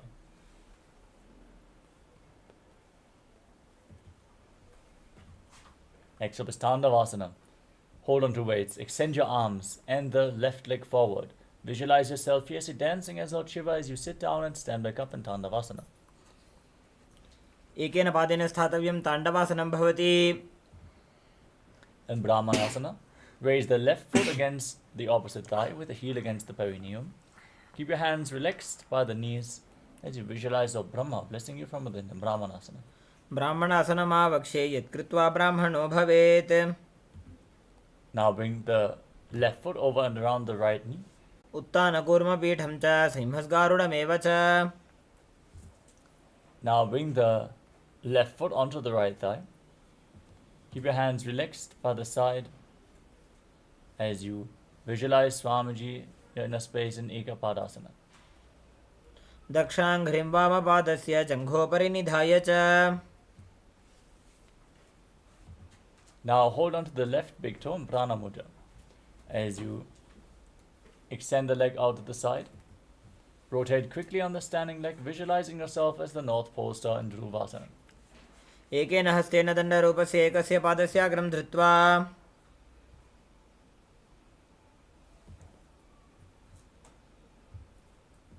Next up is Trivikramasana. Now lift the left leg up behind your neck. As you stand tall, sit down and stand back up, performing the 3 steps of Lord Vishnu. Visualize Lord Vishnu blessing you from within. ग्रीवायां पादं संस्थाप्य स्थातव्यम् उत्थातव्यं त्रिविक्रमासनं भवति. Now repeat Parshvajanukarana on the other side. Keep the toes of the left foot pointing to the side and lift the right knee towards your chest with a arm encircling the raised leg, hand in a fist.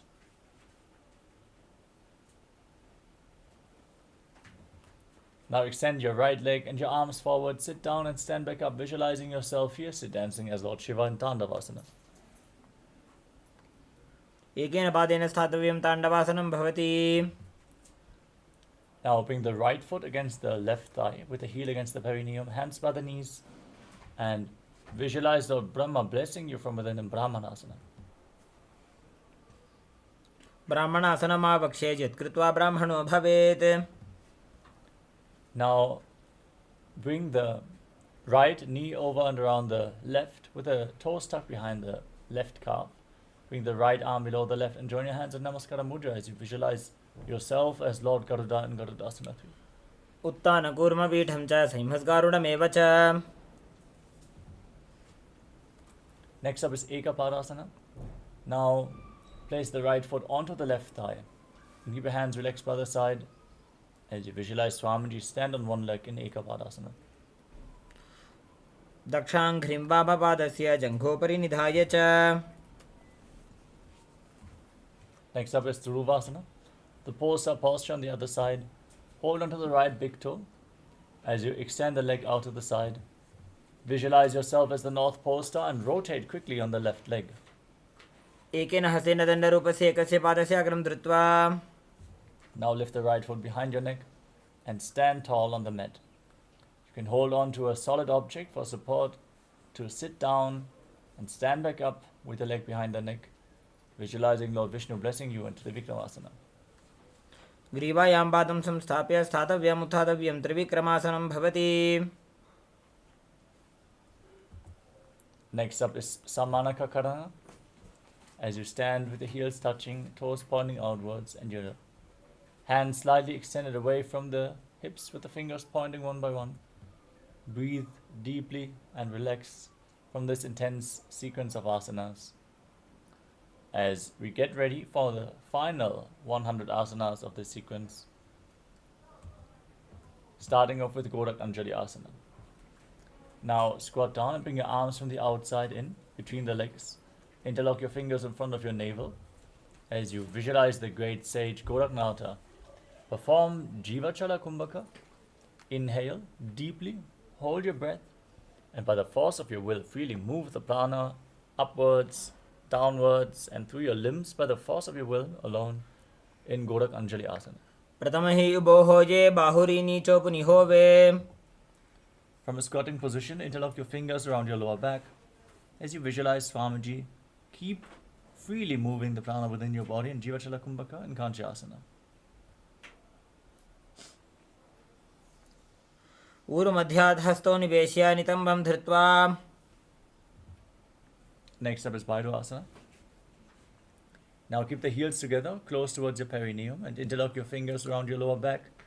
Gaze towards your navel as you visualize Bhagavan Kala Bhairava, the Lord of Time, in Baidu Asana. दोवू पग की थल्या की माहिली core मिलायी फना पानी उकड़ मोड़ वैसे. With the heels close to the perineum, separate your feet and join your hands in Anjali Mudra behind your head with the fingers pointing towards the ground. Keep your back straight, gaze to your nose, and visualize yourself as Varaha, the boar avatar of Lord Vishnu in Varahasana. पागथली की माहिली core मिलायी फना पानी उकड़ वैसे. Now hold on to your big toes in Prana Mudra as you raise your hips to the same level as your knees, visualizing Swamiji in Prapitasana. पार्श्वद्वय सम्मील्य स्थित्वा नितम्बं जानप्रदेश आनीय.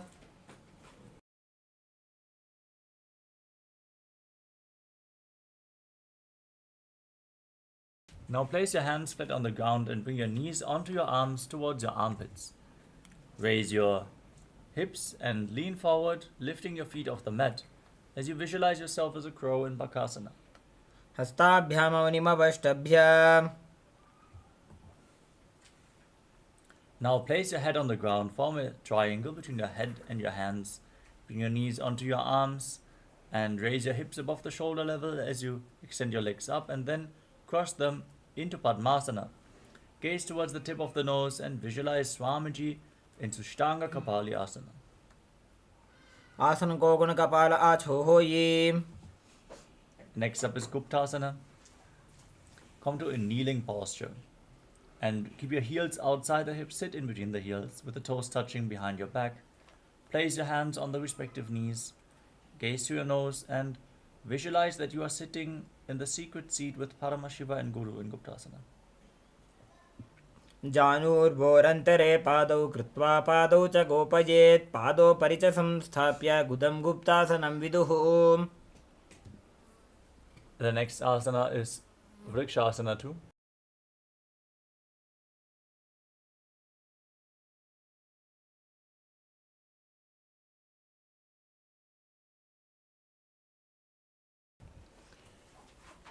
Now let us get ready for another inverted posture.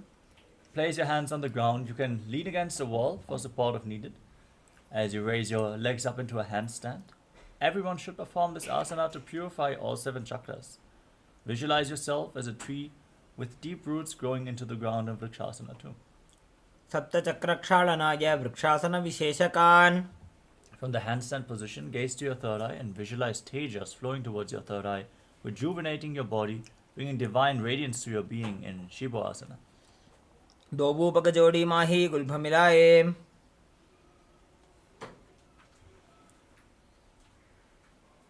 Next up is Matsyasana 2. Now place your hands on the ground, shoulder width apart, step your feet back and lower your body down to the mat and push it back up again and again, visualizing yourself as a fish in Matsyasana 2.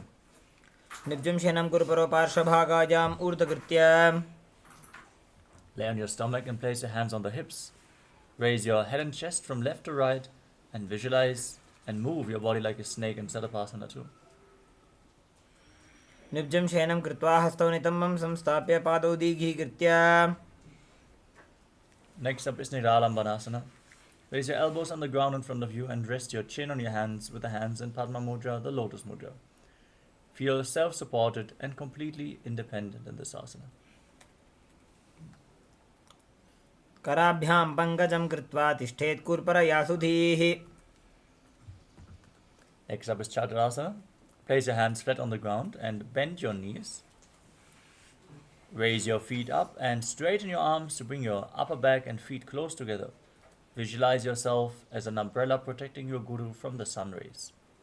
अर्ध्यासनौ स्थित्वा हस्ततलाभ्यां भूमिं वष्टभ्य. Next up is Vajrasana.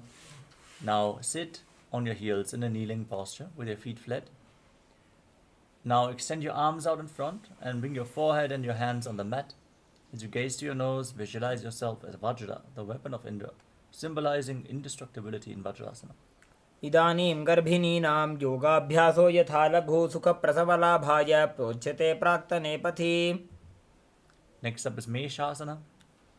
As you keep your hands flat on the ground, shoulder width apart, raise your hips up high into Gajasana position and start pounding the ground with alternating hands as you visualize yourself as powerful as a ram. गजासन संस्थितो एकैकं बाहुं भूमौ ताडयेत्.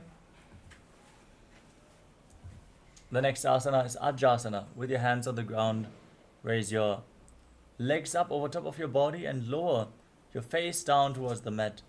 Visualize yourself as unborn, existing for all eternity. गजासन संस्थितो पादद्वयमन्तराळे कृत्य. Next up is Dhanantarasana. Come to a kneeling posture. Hold onto the toes and pull them in towards your perineum. Then place your hands on the respective knees, gaze to your nose, and visualize Swamiji as you make an ocean-like sound with your mouth in Ujjayi Pranayama in Dhanantarasana. पूर्व विधि परिहाता की काकसीस्यो फणा शरा मोड़ी पगा की अंगुली अग्रिमेढ़ लगावे. Next up is the Angamotanam. Now interlock your fingers in front of your body and move your arms up, down, left, right in all directions, giving massage to various different joints and muscles of your body. Then interlock your fingers behind your back and repeat the movement, visualizing Swamiji in your inner space. हस्तयोः अंगुलीर्बद्ध्वा हस्तयोर्मध्यात् सर्वमङ्गं निष्कासयित्वा. Next up is Garudasana 4. Now sit in between your heels with the toes pointing to the side. Bring your thighs and calves on the mat with your hands on the knees as you visualize yourself as Lord Garuda flying Lord Vishnu and Lakshmi on his back in Garudasana 4. जंघोरुभ्यां धरां पीड्य स्थिरकायो द्विजानुना. Now bring the soles of the feet together behind your back with the knees separate, wide apart. Sit on your buttocks with the front of the buttocks on the ground, holding onto your ankles as you gaze to your third eye in Ananda Mandirasana. अथ वक्षे वीरनाथ आनन्दमन्दिरासनं यत्कृत्वा अमरो धीरो भवत्येवेह साधकः. Now cross your feet and sit on your heels as you place your hands below the knees. Press your tongue flat against the palate of your mouth in Manduki Mudra. Pull your stomach in and up and visualize yourself as a frog in Mandukasana too. पृष्ठं सम्पीड्य गुल्फाभ्यां जान्वङ्गे सवलयाकृतिः हस्तौ पादतले क्षिप्तो मण्डूकं पाददोषहृत्.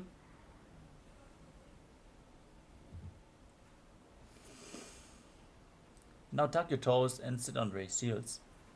Keep your knees on the ground. Place your hands flat with the thumbs touching. Gaze towards the tip of your nose and visualize Lord Narasimha, the lineman avatar of Mahavishnu in Narasimhasana. दो बूफणा पानी होए वैसे एड़ी Mailer गुदानी वैसे. Now sit on raised heels and cover your mouth with your hands. Bring your thumbs underneath the upper teeth and close your mouth as you inhale through the right nostril, exhale through your mouth as per your capacity. Gaze to your nose and visualize yourself as Devi, victorious over all your fears in Bishtakasana. दो बूपकां की एड़ी जोजी गोड़ा फनो बान पुनि होई. Now bring the soles of the feet together with the toes pointing back. Bring your hands towards your armpits and imitate as if you are a monkey scratching itself as you gaze to your third eye and visualize yourself as a playful monkey in Makadasana. दो बूपकतली संपुट आने तिनकी पिष्टि भूमि परिठाने. Now rise up onto the tips of your toes. Bring the soles of the feet together. Sit on raised heels with your knees separate. Hold on to opposite elbows behind your back as you gaze to your nose and embody diamond-like strength for you and your Sangha, your spiritual community in Vajra Sangarasana. प्रथम पणा पानी होए वैसे दो बू एड़ी गुदानी वैसे. Next up is Kanjanasana. Now cross your feet and sit on one heel as you place your hands on the ground next to your body. Pull your stomach in and up in Uddiyana Bandha, gaze to your nose and visualize perfect health beyond any and all physical or mental ailments in Kanjanasana. खञ्जनासनमावक्ष्ये यत्कृत्वा सुस्थिरो भवेत् पृष्ठे पादद्वयं बद्ध्वा हस्तौ भूमौ प्रधारयेत्. Now, maintain the same posture. Place your hands on the respective knees. Gaze to your nose and visualize yourself as a turtle with a stable body and mind to live for hundreds of years in Kurmasana. गुल्फौ च वृषणस्याधो व्युत्क्रमेण समाहितौ ऋजुकाय शिरोग्रीवं कूर्मासनमितीरितम्. With your hands on the knees, gaze to your nose and visualize Swamiji in Yogasana. गुदं नियम्य गुल्फाभ्यां व्युत्क्रमेण समाहितः योगासनं भवेदेतदिति योगविदो विदुः. Now stand on your knees and cross your feet behind. Bring the toes near opposite knees. Bring your fingers in between the thighs and calves with the thumbs outside. Gaze up towards your third eye and visualize a space of eternal oneness, Advaita, with your Guru Swamiji in Vijogasana. गोड़ा वामो बोहो जी गोड़ा आड़ा राखे दो जी. Next up is Ushtrasana 2. Now stand on your knees with the top of the feet flat. Hold on to your heels and lean back. Push your hips forward. Tilt your head back all the way as you visualize yourself as a camel. मेरुदण्डग्रन्थि दाढ्य सम्पिपादयिषु पुमान्. Next up is Chatyasana 2. Now lean back, place your elbows and the back of your head on the ground. Hold on to your feet and gaze to your nose as you visualize yourself as a lotus blooming. दो एड़ी संपुट करे सोले मूलद्वारित रिधरे. Next up is Virathasana. Now lay down flat on your back and rise back up again and again. Use the support of your hands if needed as you gaze to the nose and visualize the healing and liberation of all causal, subtle forms of your body in Virathasana. जंगा पृष्ठे भूमो निदाय जंगोदरयोः उरुनि संस्थाप्य. Next up is Kapota Nitakasana. Now bring your hands over top of your shoulders and lean back all the way. Hold onto your feet and bring your head in between the heels as you visualize yourself as a beautiful dove. मेरुदण्डग्रन्थि दार्ढ्य सम्पिपादयिषु पुमान्. The next asana is Varasana. Now stand on your knees. Keep your toes tucked behind and hold on to opposite arms. Gaze to the tip of the nose. Internally chant the Mahavakya. Om Nithyananda Paramashivoham. As you ask for your boon. This is the boon fulfilling posture. Receive your boon from Paramashiva in Varasana. जानुनि भूमौ संस्थाप्य हस्ताभ्यां बाहु परस्परं धृत्वा. Now sit down on the raised heels. Keep the toes tucked and lean forward and down. Place your forearms on the ground. Rest your head on your hands. And visualize yourself as Varaha, the boar avatar of Lord Vishnu in Varahasana. सूर्यं चन्द्रं भेदनानि आसनानि निकथ्यन्ते. With your forearms on the ground, elbows shoulder width apart, interlock your fingers, rest your head on the mat, supported with your hands. As you raise your hips, straighten your legs, lift your legs up into a headstand. As you breathe calmly through your nose, gaze to the tip of your nose and visualize yourself as a lop tree in Mundasana. अधो मुण्डासनं वक्षे सर्वेषां प्राणिनां सुखम्. Gently lower your legs down and come to a kneeling posture. Bring your head in between the knees as you hold it with your hands, elbows outside the legs. Gaze to the tip of the nose. Inhale through the nose and exhale through your mouth again and again as you visualize Swamiji in Andasana. अधो मुण्डासनं वक्षे सर्वेषां प्राणिनां सुखम्. Next up is Viparita Shalabhasana. As you lay down flat on your stomach, extend your arms over top of your head and raise your arms, your chest and your legs off the mat, visualizing yourself as a locust, holding onto weights if you want to intensify this asana. Shalabhasana भेदाश्च नटभेरुण्डनामके. As you lay flat on your stomach, place your forehead on the ground and your hands by the side of your hips. Lift your legs up without raising your chest. As you visualize a skull representing the mind with purified thoughts and the strong will to attain enlightenment in KAILASA. कपालं भूमो निधाय ऊर्ध्वं पादौ नयेत्. Next up is Akasha Kapotasana. Now raise your hips and kick your legs up over top of your head. Keep your hands at the side. As you place your feet on the ground in front of you, visualizing yourself as a free and open dove in Akasha Kapotasana. उष्ट्रासने स्थित्वा चरणौ भूमेरुत्थाप्य मस्तकोपरि नीत्वा. Come to a kneeling posture and lean forward and down, placing your forearms on the ground, resting your navel on your knees. Visualize yourself as a sparrow in Chatakasana. कूर्परपर्यन्तौ हस्तौ धरामवष्टभ्य. Now, with your forearms on the ground, kick your legs up over top of your body. Bend your knees and bring your toes onto the back of your head as you visualize yourself as a scorpion in Vrishchikasana too. विच्छेव पुच्छप्रतिमाङ्घ्रिपार्श्वे धृत्वा सशीर्षे चिबुकं विधार्यकौ. Now sit down on the right heel and keep the left foot outside the hip with the toes pointing to the side. Place your hands on the ground in front of your knees. Gaze forward in Vaishnavi Mudra. Don't focus on anything external. As you forcefully inhale through your nose, hold your breath for a short while, and then again slowly exhale through your nose in Antaranga Kumbhaka, visualizing yourself as a bull in Vrishasana. याम्यगुल्फे पादमूले वामभागे पदेतरं विपरीतं स्पृशेत् भूमिं वृषासनमिदं भवेत्. Now push your hands into the mat and lift your entire body off the ground. Cross the toes of the left foot over the right. As you balance on your arms, visualizing Swamiji in Lolasana. लोलासनं सदा कुर्यात् वायुलोलापघातनात्. Now sit down on the left heel and keep the right foot outside the hip. As you repeat Vrishasana, the bull posture on the other side. याम्यगुल्फे पादमूले वामभागे पदेतरं विपरीतं स्पृशेत् भूमिं वृषासनमिदं भवेत्.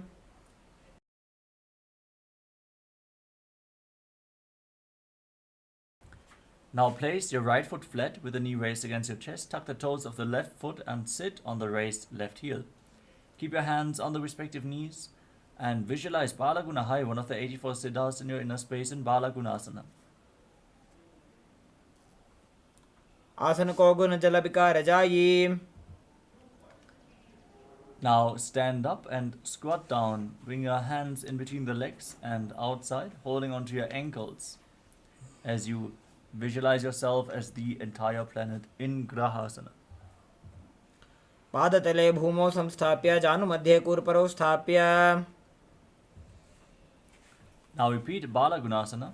Sit on the right heel with the left foot flat, hands on the respective knees, and visualize Balagunahai. आसनको गुणजलविकारजायी. Now step both feet in and sit on the raised heels. Keep your knees together, place your hands on top, hold on to weights if you have them available, as you visualize Swamiji in Utkatasana. युजास्पिजोऽस्ति यत ऊर्वजानु यत्रासने पादतलद्वयोपरि. Next up is Vajra Sangarasana 2. Now bring the soles of your feet together, knees separate, and hold on to opposite elbows behind your back as you visualize Swamiji in your inner space. प्रथम पणापाणी होए जैसे दोवो एड़ी गुदानी वैसे घोड़ा ऊभा राखे धीर आड़े वाय पसारे धीर. Next up is Anilasana. Place your palms on the ground and step your heels onto your hands. Squat down all the way, gaze to your nose, and visualize you are able to live off of air alone in Anilasana. दोवो हाथ भूमि पर ठाने कहुनी जाड़ी ना भिलग आने. Now place the back of your hands on the ground and step your feet onto your palms, wrapping your hands around the feet like shoes. Walk around on the mat and visualize yourself wearing padukas, walking across India in Padukasana. हस्ततलयोः पादतले कृत्वा तिष्ठेत् गच्छेत् पादुकासनं भवति. Now place your palms down on the ground and kick your legs up and let them fall back down again and again. Visualize yourself as a rooster as you do so in Kukkutodanasana. हस्ततले भूमौ कृत्वा पादतले च ऊर्ध्वमुड्डानं कृत्वा. Next up is Viparita Nrityasana. Now place your hands on the ground and raise your legs up into a handstand-like posture and move your legs around dancing on two hands as you feel yourself become free of all inhibitions. हस्ततलाभ्यां भूमिं वष्टभ्य. Now separate your feet and place one hand on the mat with the arm straight, the other hand on the respective ear. Visualize Swamiji in Kunjarasana. अथ वक्षे महादेव कुञ्जरासनमुत्तमं करेणैकेन पादाभ्यां भूमौ तिष्ठे शिरकरः. Now place the other hand on the mat and hold your ear with the opposite hand as you visualize Swamiji in Kunjarasana on the other side. अथ वक्षे महादेव कुञ्जरासनमुत्तमं करेणैकेन पादाभ्यां भूमौ तिष्ठे शिरकरः.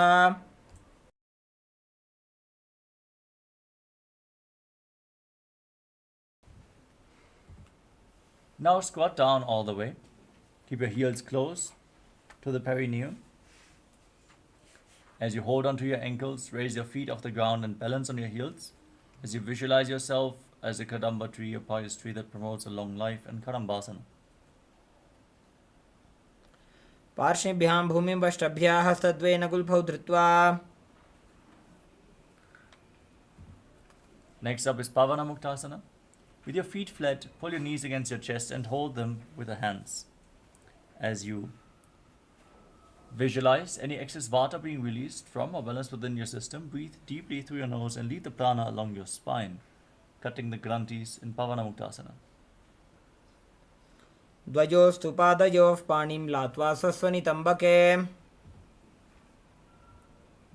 Next up is Chakodasana. Now lift one leg behind your neck and extend the other leg forward.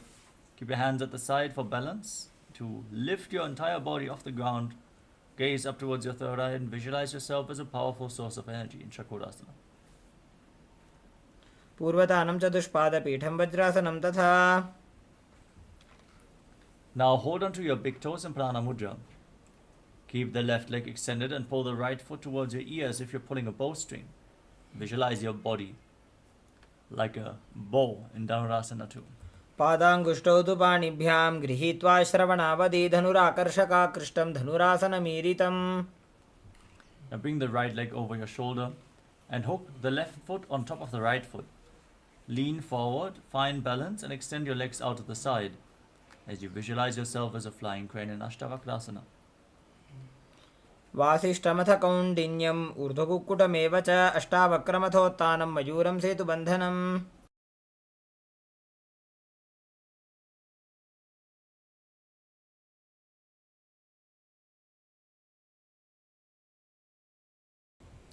Next up is Pranasana. With the right foot flat, place the left foot on top of the right thigh. Keep the right knee raised and bring the right shoulder underneath the raised knee. Push your left knee to the ground as you gaze to your third eye and visualize you are immortal, able to exist solely on Pranasana.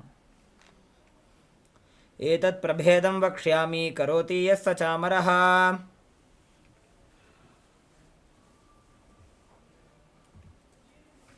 Next up is Parshvamatsindasana. Now bring the left heel outside the right hip and step the right foot over the left knee. Bring your left elbow around the raised knee and your hand below to interlock your fingers behind your spine.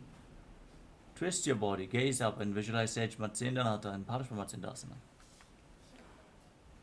पार्श्वाभ्यां धृत्यते यास्तु पार्श्वमत्स्येन्द्रमुत्तमम्. Now lift the left leg behind your neck and place your hands at the side to lift your entire body off the ground. Gaze up towards your third eye and visualize yourself as a powerful source of energy in Chakodasana. पूर्वतानं चतुष्पादपीठं वज्रासनं तथा. Now hold on to the big toes in Prana Mudra and pull the left foot towards your ear as if you're pulling a bowstring. Visualize yourself as a bow in Dhanurasana 2. पादाङ्गुष्ठौ तु पाणिभ्यां गृहीत्वा श्रवणावधि. Next up is Ashtavakrasana on the other side. Lift the left leg over the left shoulder and place the right foot on top of the left. Lean forward, find balance, and extend your legs out to the side as you visualize yourself as a flying crane. वासिष्ठमथ कौण्डिन्यम् ऊर्ध्वकुक्कुटमेव च. Now place the left foot flat and the right foot on top of the left thigh. Bring your left shoulder beneath the raised knee. Push the right knee to the ground and gaze to your third eye as you visualize yourself being immortal, able to exist on prana and pranasana. एतत् प्रभेदं वक्ष्यामि करोति यः स चामरः. Now bring the right heel outside the left hip and step the left foot over the right knee. Twist your right elbow over the raised knee with the hand below, interlocking your fingers behind your back. Gaze up towards your third eye and visualize Sage Matsyendranath in Parashvamatsyendrasana. पार्श्वाभ्यां धृत्यते यास्तु पार्श्वमत्स्येन्द्रमुत्तमम्. Now keep the right heel against the perineum and the left leg extended forward. Lean forward and down and hold onto the front foot with both hands. Gaze forward. Inhale deeply, hold your breath and freely move the retained prana within your system in Jivachala Kumbhaka as you visualize Swamiji in Ardha Paschimottanasana. एकं पादं प्रसार्य एकं पादस्य पार्श्वना Seoni सम्पीड्य. Now keep the right foot outside the hip with the top of the foot flat, knee on the ground. Hold on to the left foot and extend it up in front of your face. Keep your knee as straight as possible as you visualize yourself as a crane in Kraunchasana. उत्तानपादं क्रौञ्चं च मरीचिं वीरभद्रकम्. Now extend both legs, bring the left heel against the perineum. Lean forward and down and repeat Ardha Paschimottanasana on the other side. एकं पादं प्रसार्य एकं पादस्य पार्श्वना Seoni सम्पीड्य. Now bring the left foot outside the hip and raise the right foot in front of your face. Repeat Kraunchasana, the crane posture, as you visualize yourself as a crane. वासिष्ठमथ कौण्डिन्यम् ऊर्ध्वकुक्कुटमेव च. Next up is Swastikasana. Sit in a comfortable cross-legged position and bring your feet in between the thighs and calves. Place your hands on the respective knees and gaze to the tip of the nose in Shambhavi Mudra. Embody peace, well-being, good fortune and prosperity. Visualize a swastika in Swastikasana. जानुर्वोरन्तरे सम्यक् कृत्वा पादतले उभे.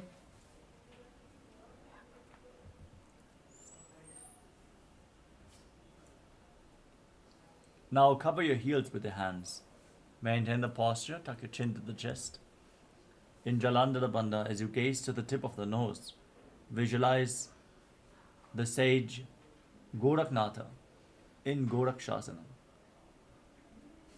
जानुर्वोरन्तरे पादौ उत्तानो व्यक्तसंस्थितौ गुल्फौ छाच्छाद्य हस्ताभ्याम् उत्तानाभ्यां प्रयत्नतः कण्ठसङ्कोचनं कृत्वा नासाग्रमवलोकयेत्. गोरक्षासनमित्याहुर्योगीनां सिद्धिकारणम्.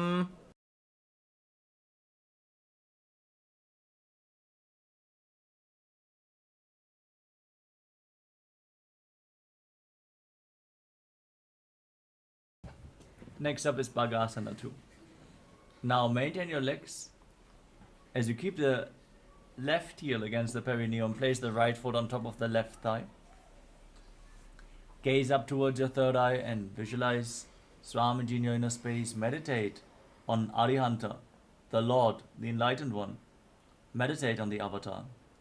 As you enter Shanmukhi Mudra, inhale all the way and then close your mouth with little and ring fingers, your nostrils with your middle fingers, eyes with your index fingers, and your ears with your thumbs. Hold your breath intensely in Bhagasana 2.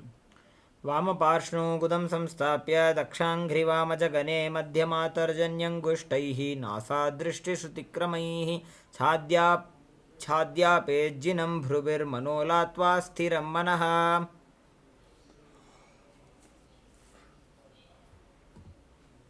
Now place your feet on top of opposite knees and keep your hands on the ground next to your body. Keep your palms facing up as you gaze to the tip of the nose and visualize Swamiji in your inner space. Breathe in Kaka Chantra Kumbhaka. Keep your mouth in the shape of the beak of a crow. Inhale through your mouth and then exhale through your nostrils. In Yogasana too. उत्तानौ चरणौ कृत्वा संस्थाप्योपरि जानुनोः आसनोपरि संस्थाप्य चोत्तानं करयुग्मकम्. Now rotate your hands, place your palms on the mat next to your body. Straighten your arms, push your hands into the ground and raise your knees up. Balance on your arms as you visualize yourself as a rooster in Urdhva Kukkutasana. वासिष्ठमथ कौण्डिन्यम् ऊर्ध्वकुक्कुटमेव च अष्टावक्रमथोत्तानं मयूरं सेतुबन्धनम्.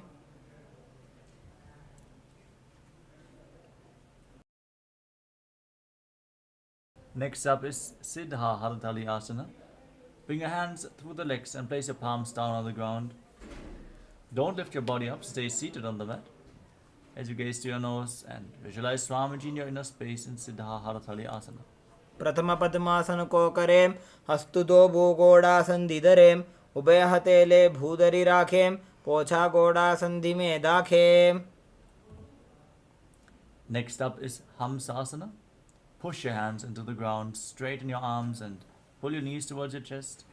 Gaze towards your nose and visualize yourself as an elegant swan in Hamsasana. Kukkutasana स्थित्वा स्कंदपर्यन्तं ऊरुनि नीत्वा. Next up is Karmukasana. Raise your hips slightly and push your hands through the legs, interlocking your fingers behind your back as you bring your forehead and your hands on the ground. Visualize yourself as Pinaka, Lord Shiva's bow, in Karmukasana. प्रथम पद्मासन को करें गोड़ा संधि माही कर इधरें तरफ दूसरी कर दो बू आने कोन्या ऊपर संधि ले ठाने. Next up is Karmukasana 2. Kurmasana 2. Raise your knees up towards your chest as you maintain Padmasana and bring your hands through the legs. Bend your elbows upwards and hold on to your shoulders with your respective hands. Balance as you visualize yourself as a turtle having a stable body and mind to live for hundreds of years in Kurmasana 2. By जंग पर दक्षिण पावा दाई जंग पर by ल्यावा. Maintain this posture, tuck your chin to the chest, lock the throat in Jalandhara Bandha and fix your gaze at the tip of your nose. Break through all the granthis, the knots in your energy channels along your spine as you lead the prana upwards in Granthi Bedasana. अथ वक्षे नीलकण्ठ ग्रन्थिभेदासनं शुभं ज्ञात्वा रुद्रो भवे क्षिप्रं सूक्ष्मवायुनिषेवनात्. From the same posture, now roll onto your back. Keep holding onto your shoulders as you gaze to your nose and embody a turtle laying on its back in Uttana Kurmasana. कुक्कुटासनबन्धस्थं कराभ्यां धृतकन्धरं पीठं कूर्मवदुत्तानमेतदुत्तानकूर्मकम्. Now kick your body up. Sit in Padmasana as you visualize yourself as a rooster. Place your hands through the legs and place one palm flat on the ground, holding its wrist with the other hand. Lift your entire body up on one arm in Pangu Kukkutasana. Kukkutasana स्थित्वा एकेन हस्तेन अन्यस्य मणिबन्धं धृत्वा. Now exchange the position of your hands. Lift your body up on the other hand as you visualize yourself as a rooster in Pangu Kukkutasana on the other side. Kukkutasana स्थित्वा एकेन हस्तेन अन्यस्य मणिबन्धं धृत्वा. Now keep your legs in Padmasana and rest your elbows on the toes. Interlock your hands in Padasha Mudra and place your chin on the fingers with your thumbs pressed against your throat. Visualize you have gone beyond all greed and covetous in Guritasana. जानूर्वोरन्तरे पादौ उत्तानो व्यक्तसंस्थितौ. The next asana is Padmasana 3. Now place one hand over the other with the palms facing up, resting in your lap. The nose and engage Mahamudra Bandha, all three bandhas, as you visualize Swamiji in Padmasana 3. उत्तानो चरणो विधाय विधिवत् शक्तिस्थितौ योगिरात्. Now place your hands on the respective knees. Gaze to your nose as you internally chant Om Nithyananda Paramashivoham, visualizing Paramashiva in your inner space in Padmasana form. एतत् पद्मासनं कुर्यात् प्राणवायुप्रसिद्धये शुभासनं सदा ध्यायेत् पूरयित्वा पुनः पुनः. Now keep the left hand on the respective knee and bring the right hand into Prana Mudra, holding on to the big toe. Pull the right elbow back as if you're pulling a bowstring. Move the big toe round and round, and then repeat the movement on the other side as well, as you visualize yourself as Pinaka Lord Shiva's bow in Karmakasana too. अथान्यासनमावक्षे योगपूरकरक्षणात् कृत्वा पद्मासनं पाद अङ्गुष्ठजङ्घयोस्थितं हस्तमेकं तु जङ्घाय कार्मुकं कूर्परोर्धकं पद्मासने समाधाय अङ्गुष्ठं परिधावयेत्. The next asana is Karmukasana 3. From Padmasana position, bring your feet in closer towards your body, and then cross your arms behind your back and catch the big toes in Prana Mudra. As you perform Maha Mudra Bandha, engage all three bandhas, gaze to your nose and visualize yourself as Pinaka Lord Shiva's bow in Karmukasana 3. कार्मुकासनमाक्षित्य उदरे पूरयेत् सुखं तदवायुर्वसो याति कालेन सूक्ष्मवायुना.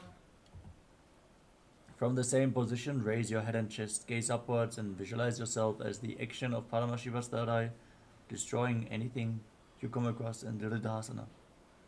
ऊरुभ्यामुपरि स्थाप्य पादयुग्मं प्रयत्नतः दक्षिणं सव्यदेशे च सव्यं दक्षिणदेशके. With your arms crossed behind your back, legs in Padmasana, roll onto your back. Keep holding onto the big toes in Prana Mudra if you can. As you gaze to your nose, visualize yourself as a snake and breathe calmly through your nose in Sahadra Kumbhaka in Nagrasana. प्रथम पद्मासन को ठाने दो वो हाथ पाछाने आने पाद अंगूठा पकड़े आनी सोवई कहुन्या कुल्या पानी. Now place your feet flat on the ground. Free your arms and legs. Then pull your knees up towards your chest. And circle your legs with your hands interlocked in Parashur Mudra. Bring your chin towards the knees and squeeze your body into a ball in Kandukasana. वेत्रासने स्थित्वा हस्तपादान् निष्कुष्य ऊर्ध्वं नयेत्. Now place your feet flat on the mat. Lay down on your back and interlock your fingers around your neck. As you visualize Swamiji in your inner space, breathe calmly through your nose in Urdhva Bhavanasana. प्रथमे सूधो San करावे घोड़ा उभा राशि मिलावे. Next up is Marakata Pitasana. Place your hands underneath your heels with the palms facing up. Push your hips off the ground. As you perform Mocha Kumbhaka, lock your throat and press the air upwards against the throat lock. Visualize yourself as a powerful alpha ape in Marakata Pitasana.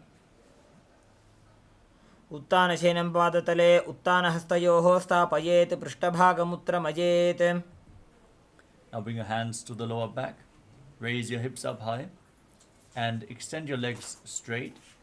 Point the toes, rest your body weight on the elbows. As you gaze to the tip of the nose, visualize Swamiji in Uttana Shikipitakasana. जङ्घोरुबलहीनश्चेत् उत्तानशिखिपीठकम् अप्रमत्तः प्रकुर्वीत भुक्तेः प्राग्विजितेन्द्रियः. Now kick your legs up. Point the toes to the sky as you place your arms flat on the ground for balance. Visualize yourself blissfully traversing through Naraka Loka unscathed in Narakasana.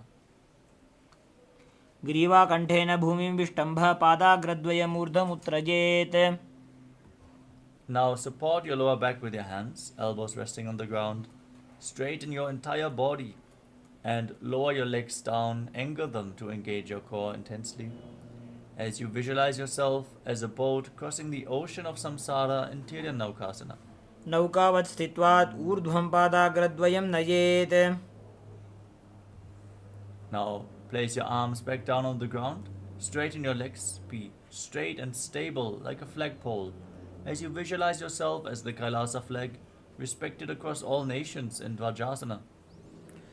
तिर्यन्नौकावते ग्रीवापृष्ठकूर्परैः भूमिं वष्टभ्य. Now lay down flat on your back. Keep the hands at the side of your body, palms facing up. Intensely pull the Kundalini Shakti up along your spine from Muladhara to Sahasrara Chakra. In Shakti Chalan Mudra, feel the prana flowing up towards the crown of your head. In Mritasana, as you visualize that your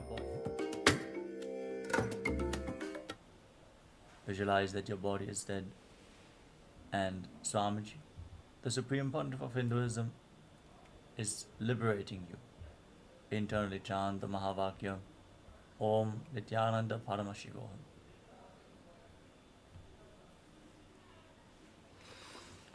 उत्तानं शववद्भूमौ शयनं तु शवासनं शवासनं श्रान्तिहरं चित्तविश्रान्तिकारकम्.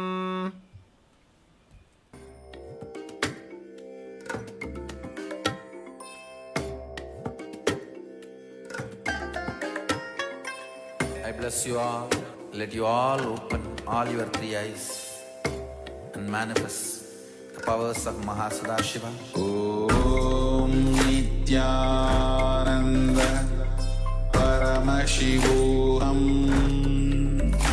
Om Nithyananda Paramashivoham. Om Nithyananda Paramashivoham.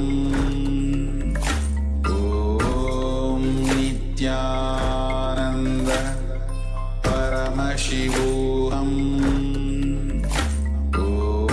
Om Nithyananda Paramashivoham. Om Nithyananda Paramashivoham.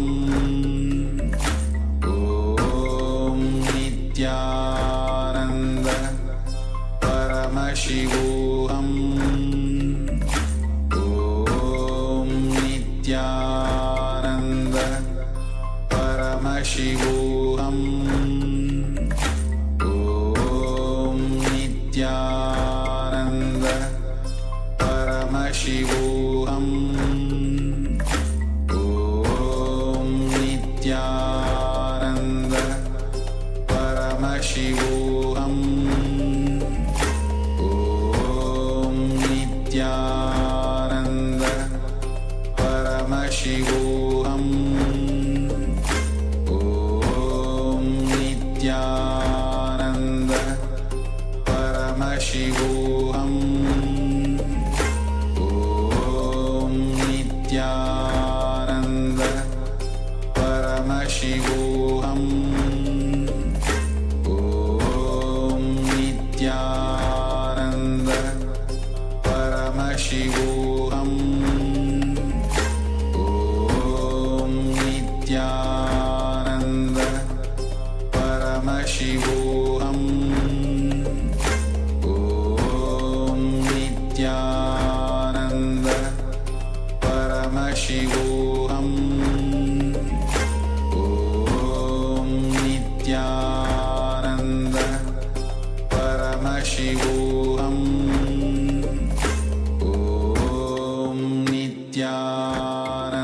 Nithyananda Paramashivoham. Om Nithyananda Paramashivoham. Om Nithyananda Paramashivoham. Om Nithyananda Paramashivoham. Om Nithyananda Paramashivoham. Om Nithyananda Paramashivoham. Om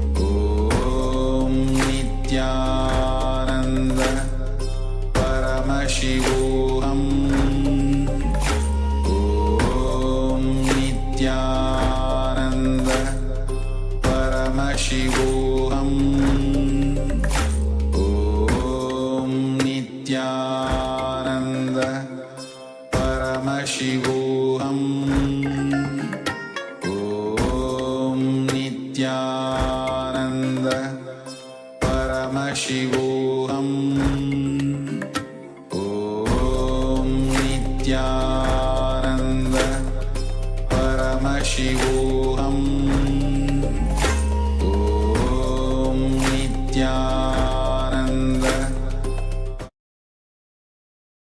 Nithyananda, and welcome back to the Paramashivoham Level 2 session. I welcome all the participants and viewers once again to the program, and hope you all had a beautiful experience performing the 308 asana sequence, the Dvitiya Vinyasa Krama, which is revived and revealed by the Supreme Founder of Hinduism. And now we'll all be manifesting the powers of Paramashiva. During the Dvitiya Vinyasa Krama and the Nithyananda Yoga, we have all awakened our Kundalinis and we are now ready to express the powers. So all of that energy that we have now generated inside us, we have to now experience it experientially, externally, in some way or the other in our life. Just keeping it inside is not going to do anything. When we see it manifest, that is what makes the breakthroughs happen in all of our lives. So now let's manifest the powers of Paramashiva. We'll all be manifesting the power of third eye blindfold reading or third eye reading. So all of you can now bring your eye bands, your blindfolds, a cloth if you don't have a blindfold itself, and keep it next to you. Also, if you're using a book or you're using a device to write down, whichever you're using, or a smart pad, you can bring that as well and keep it. We are going to be writing down the revelations that we see during the third eye. So for that, you can have something, whether it's a notebook, a smart pad, or even a device like a phone or laptop, whichever you're using to write down. Now, I request all of you to be in the space of listening as we enter the power manifestation itself. Now we are going to be first hearing the Shastra Pramana, as the powers of Paramashiva have been given to us thousands of years ago. Let us hear the direct words of Paramashiva himself as he gives us the Shastra Pramana, the words, the instructions, and the translation for these powers, for the Shastra Pramana, so that one, we remember the truths, the words that Paramashiva himself spoke, and second, when the one who has given us these powers, who has given us these abilities to manifest the powers, when he himself tells us what to do and how to do it, it is the best and most authentic way for us to manifest. So let's all now hear the Shastra Pramana, which is from the Vijnana Bhairava Tantra, Sutra 34. In this beautiful sutra, Paramashiva reveals the signs of third eye reading. Let me now chant the Shastra Pramana for all of you, and then we'll move into the power manifestation itself. Kapalantarmanonyasya tishtanmilitalochanaha kramena manasodadyat lakshayet lakshyamuttamam. Paramashiva beautifully says in this verse, by fixing the mind on the inner space within the crown center, sitting stably without any movement, having the eyes closed in succession, by that stability of the mind and the inner space, through the power of the third eye, one directly sees the ultimate goal, Lakshyam, by having the vision beyond the sight that reveals any object or place, attaining the space of oneness with the source, Paramashiva. So in this beautiful Shastra Pramana itself, Paramashiva reveals the technique to manifest this. And for all the newcomers who are attending this program for the first time, let's all listen to this beautiful Shastra Pramana, the technique that Paramashiva is revealing in this verse. So first step, Paramashiva says, by fixing the mind on the inner space within the crown center. So the crown center is the seat of the master, and all of us, by performing the Dvitiya Vinyasa Krama and attending this program, we are all initiated now to manifest the powers of Paramashiva. During today's darshan, we will be being initiated by Swamiji himself into the powers. But as we attend this program, Swamiji has blessed all of us to be able to manifest the powers just by sitting in this breathing space. Because when we are attending this program, we are in the breathing space of Swamiji. This ecosystem that Swamiji has created for all of us is powerful enough for us to manifest the powers. So, if you have any questions on how we are able to manifest with the power of, how we are able to manifest without the initiation, this is the answer to that. And now, once we understand that we have all been initiated, the next thing is the fixing the mind on the inner space within the crown center. So when we see that in the crown center, the master is seated, the guru energy is present in the crown center. As each of our chakras holds a particular energy, the crown center holds the guru energy. And also, it is the gratitude energy that is holding us. When we experience the gratitude for anything in our life, we can manifest the best space. Things start to flow around us. So holding that same gratitude for Swamiji is most powerful, because when we are in the space of gratitude for Paramashiva himself, that is the best way to live itself. So even during the power manifestation, holding this space of gratitude for the master is the first step that Paramashiva gives us. Then Paramashiva says, sitting stably without any movement in the mind and the inner space. So that can be achieved by chanting the Mahavakya or even listening to this chant. The Mahavakya is a secret passcode that Swamiji has revealed for all of us to connect with Paramashiva himself, to connect with Swamiji. The Mahavakya, Om Nithyananda Paramashivoham, is most powerful as it invokes the energy of not only the Paramashiva but also of the Guru. So we enter the space of unclutching just by chanting and listening to this Mahavakya. So when we manifest and perform these two steps, Paramashiva says the ultimate goal of attaining the space of oneness with the source, Paramashiva, is achieved. And as a side effect, through the power of the third eye, we see the ultimate goal, Lakshyam, having the vision beyond the sight. So with this brief explanation of the powers, let us now manifest the power of seeing with our eyes closed. Now, I request all the participants to please close your eyes.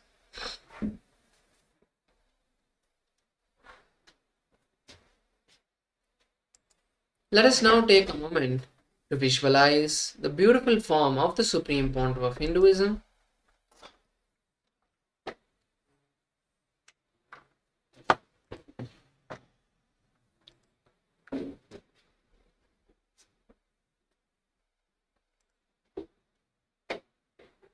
As we visualize the beautiful form of the Supreme Pontiff of Hinduism, start listening to the Mahavakya or chanting it if you know. Om Nithyananda Paramashivoham. Now,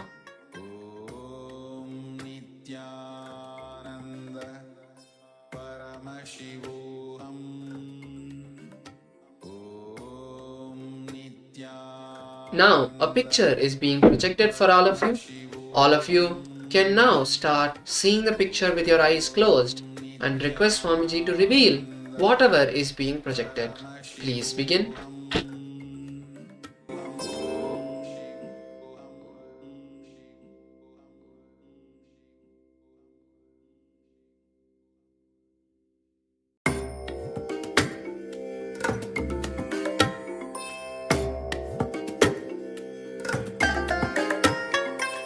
I bless you all.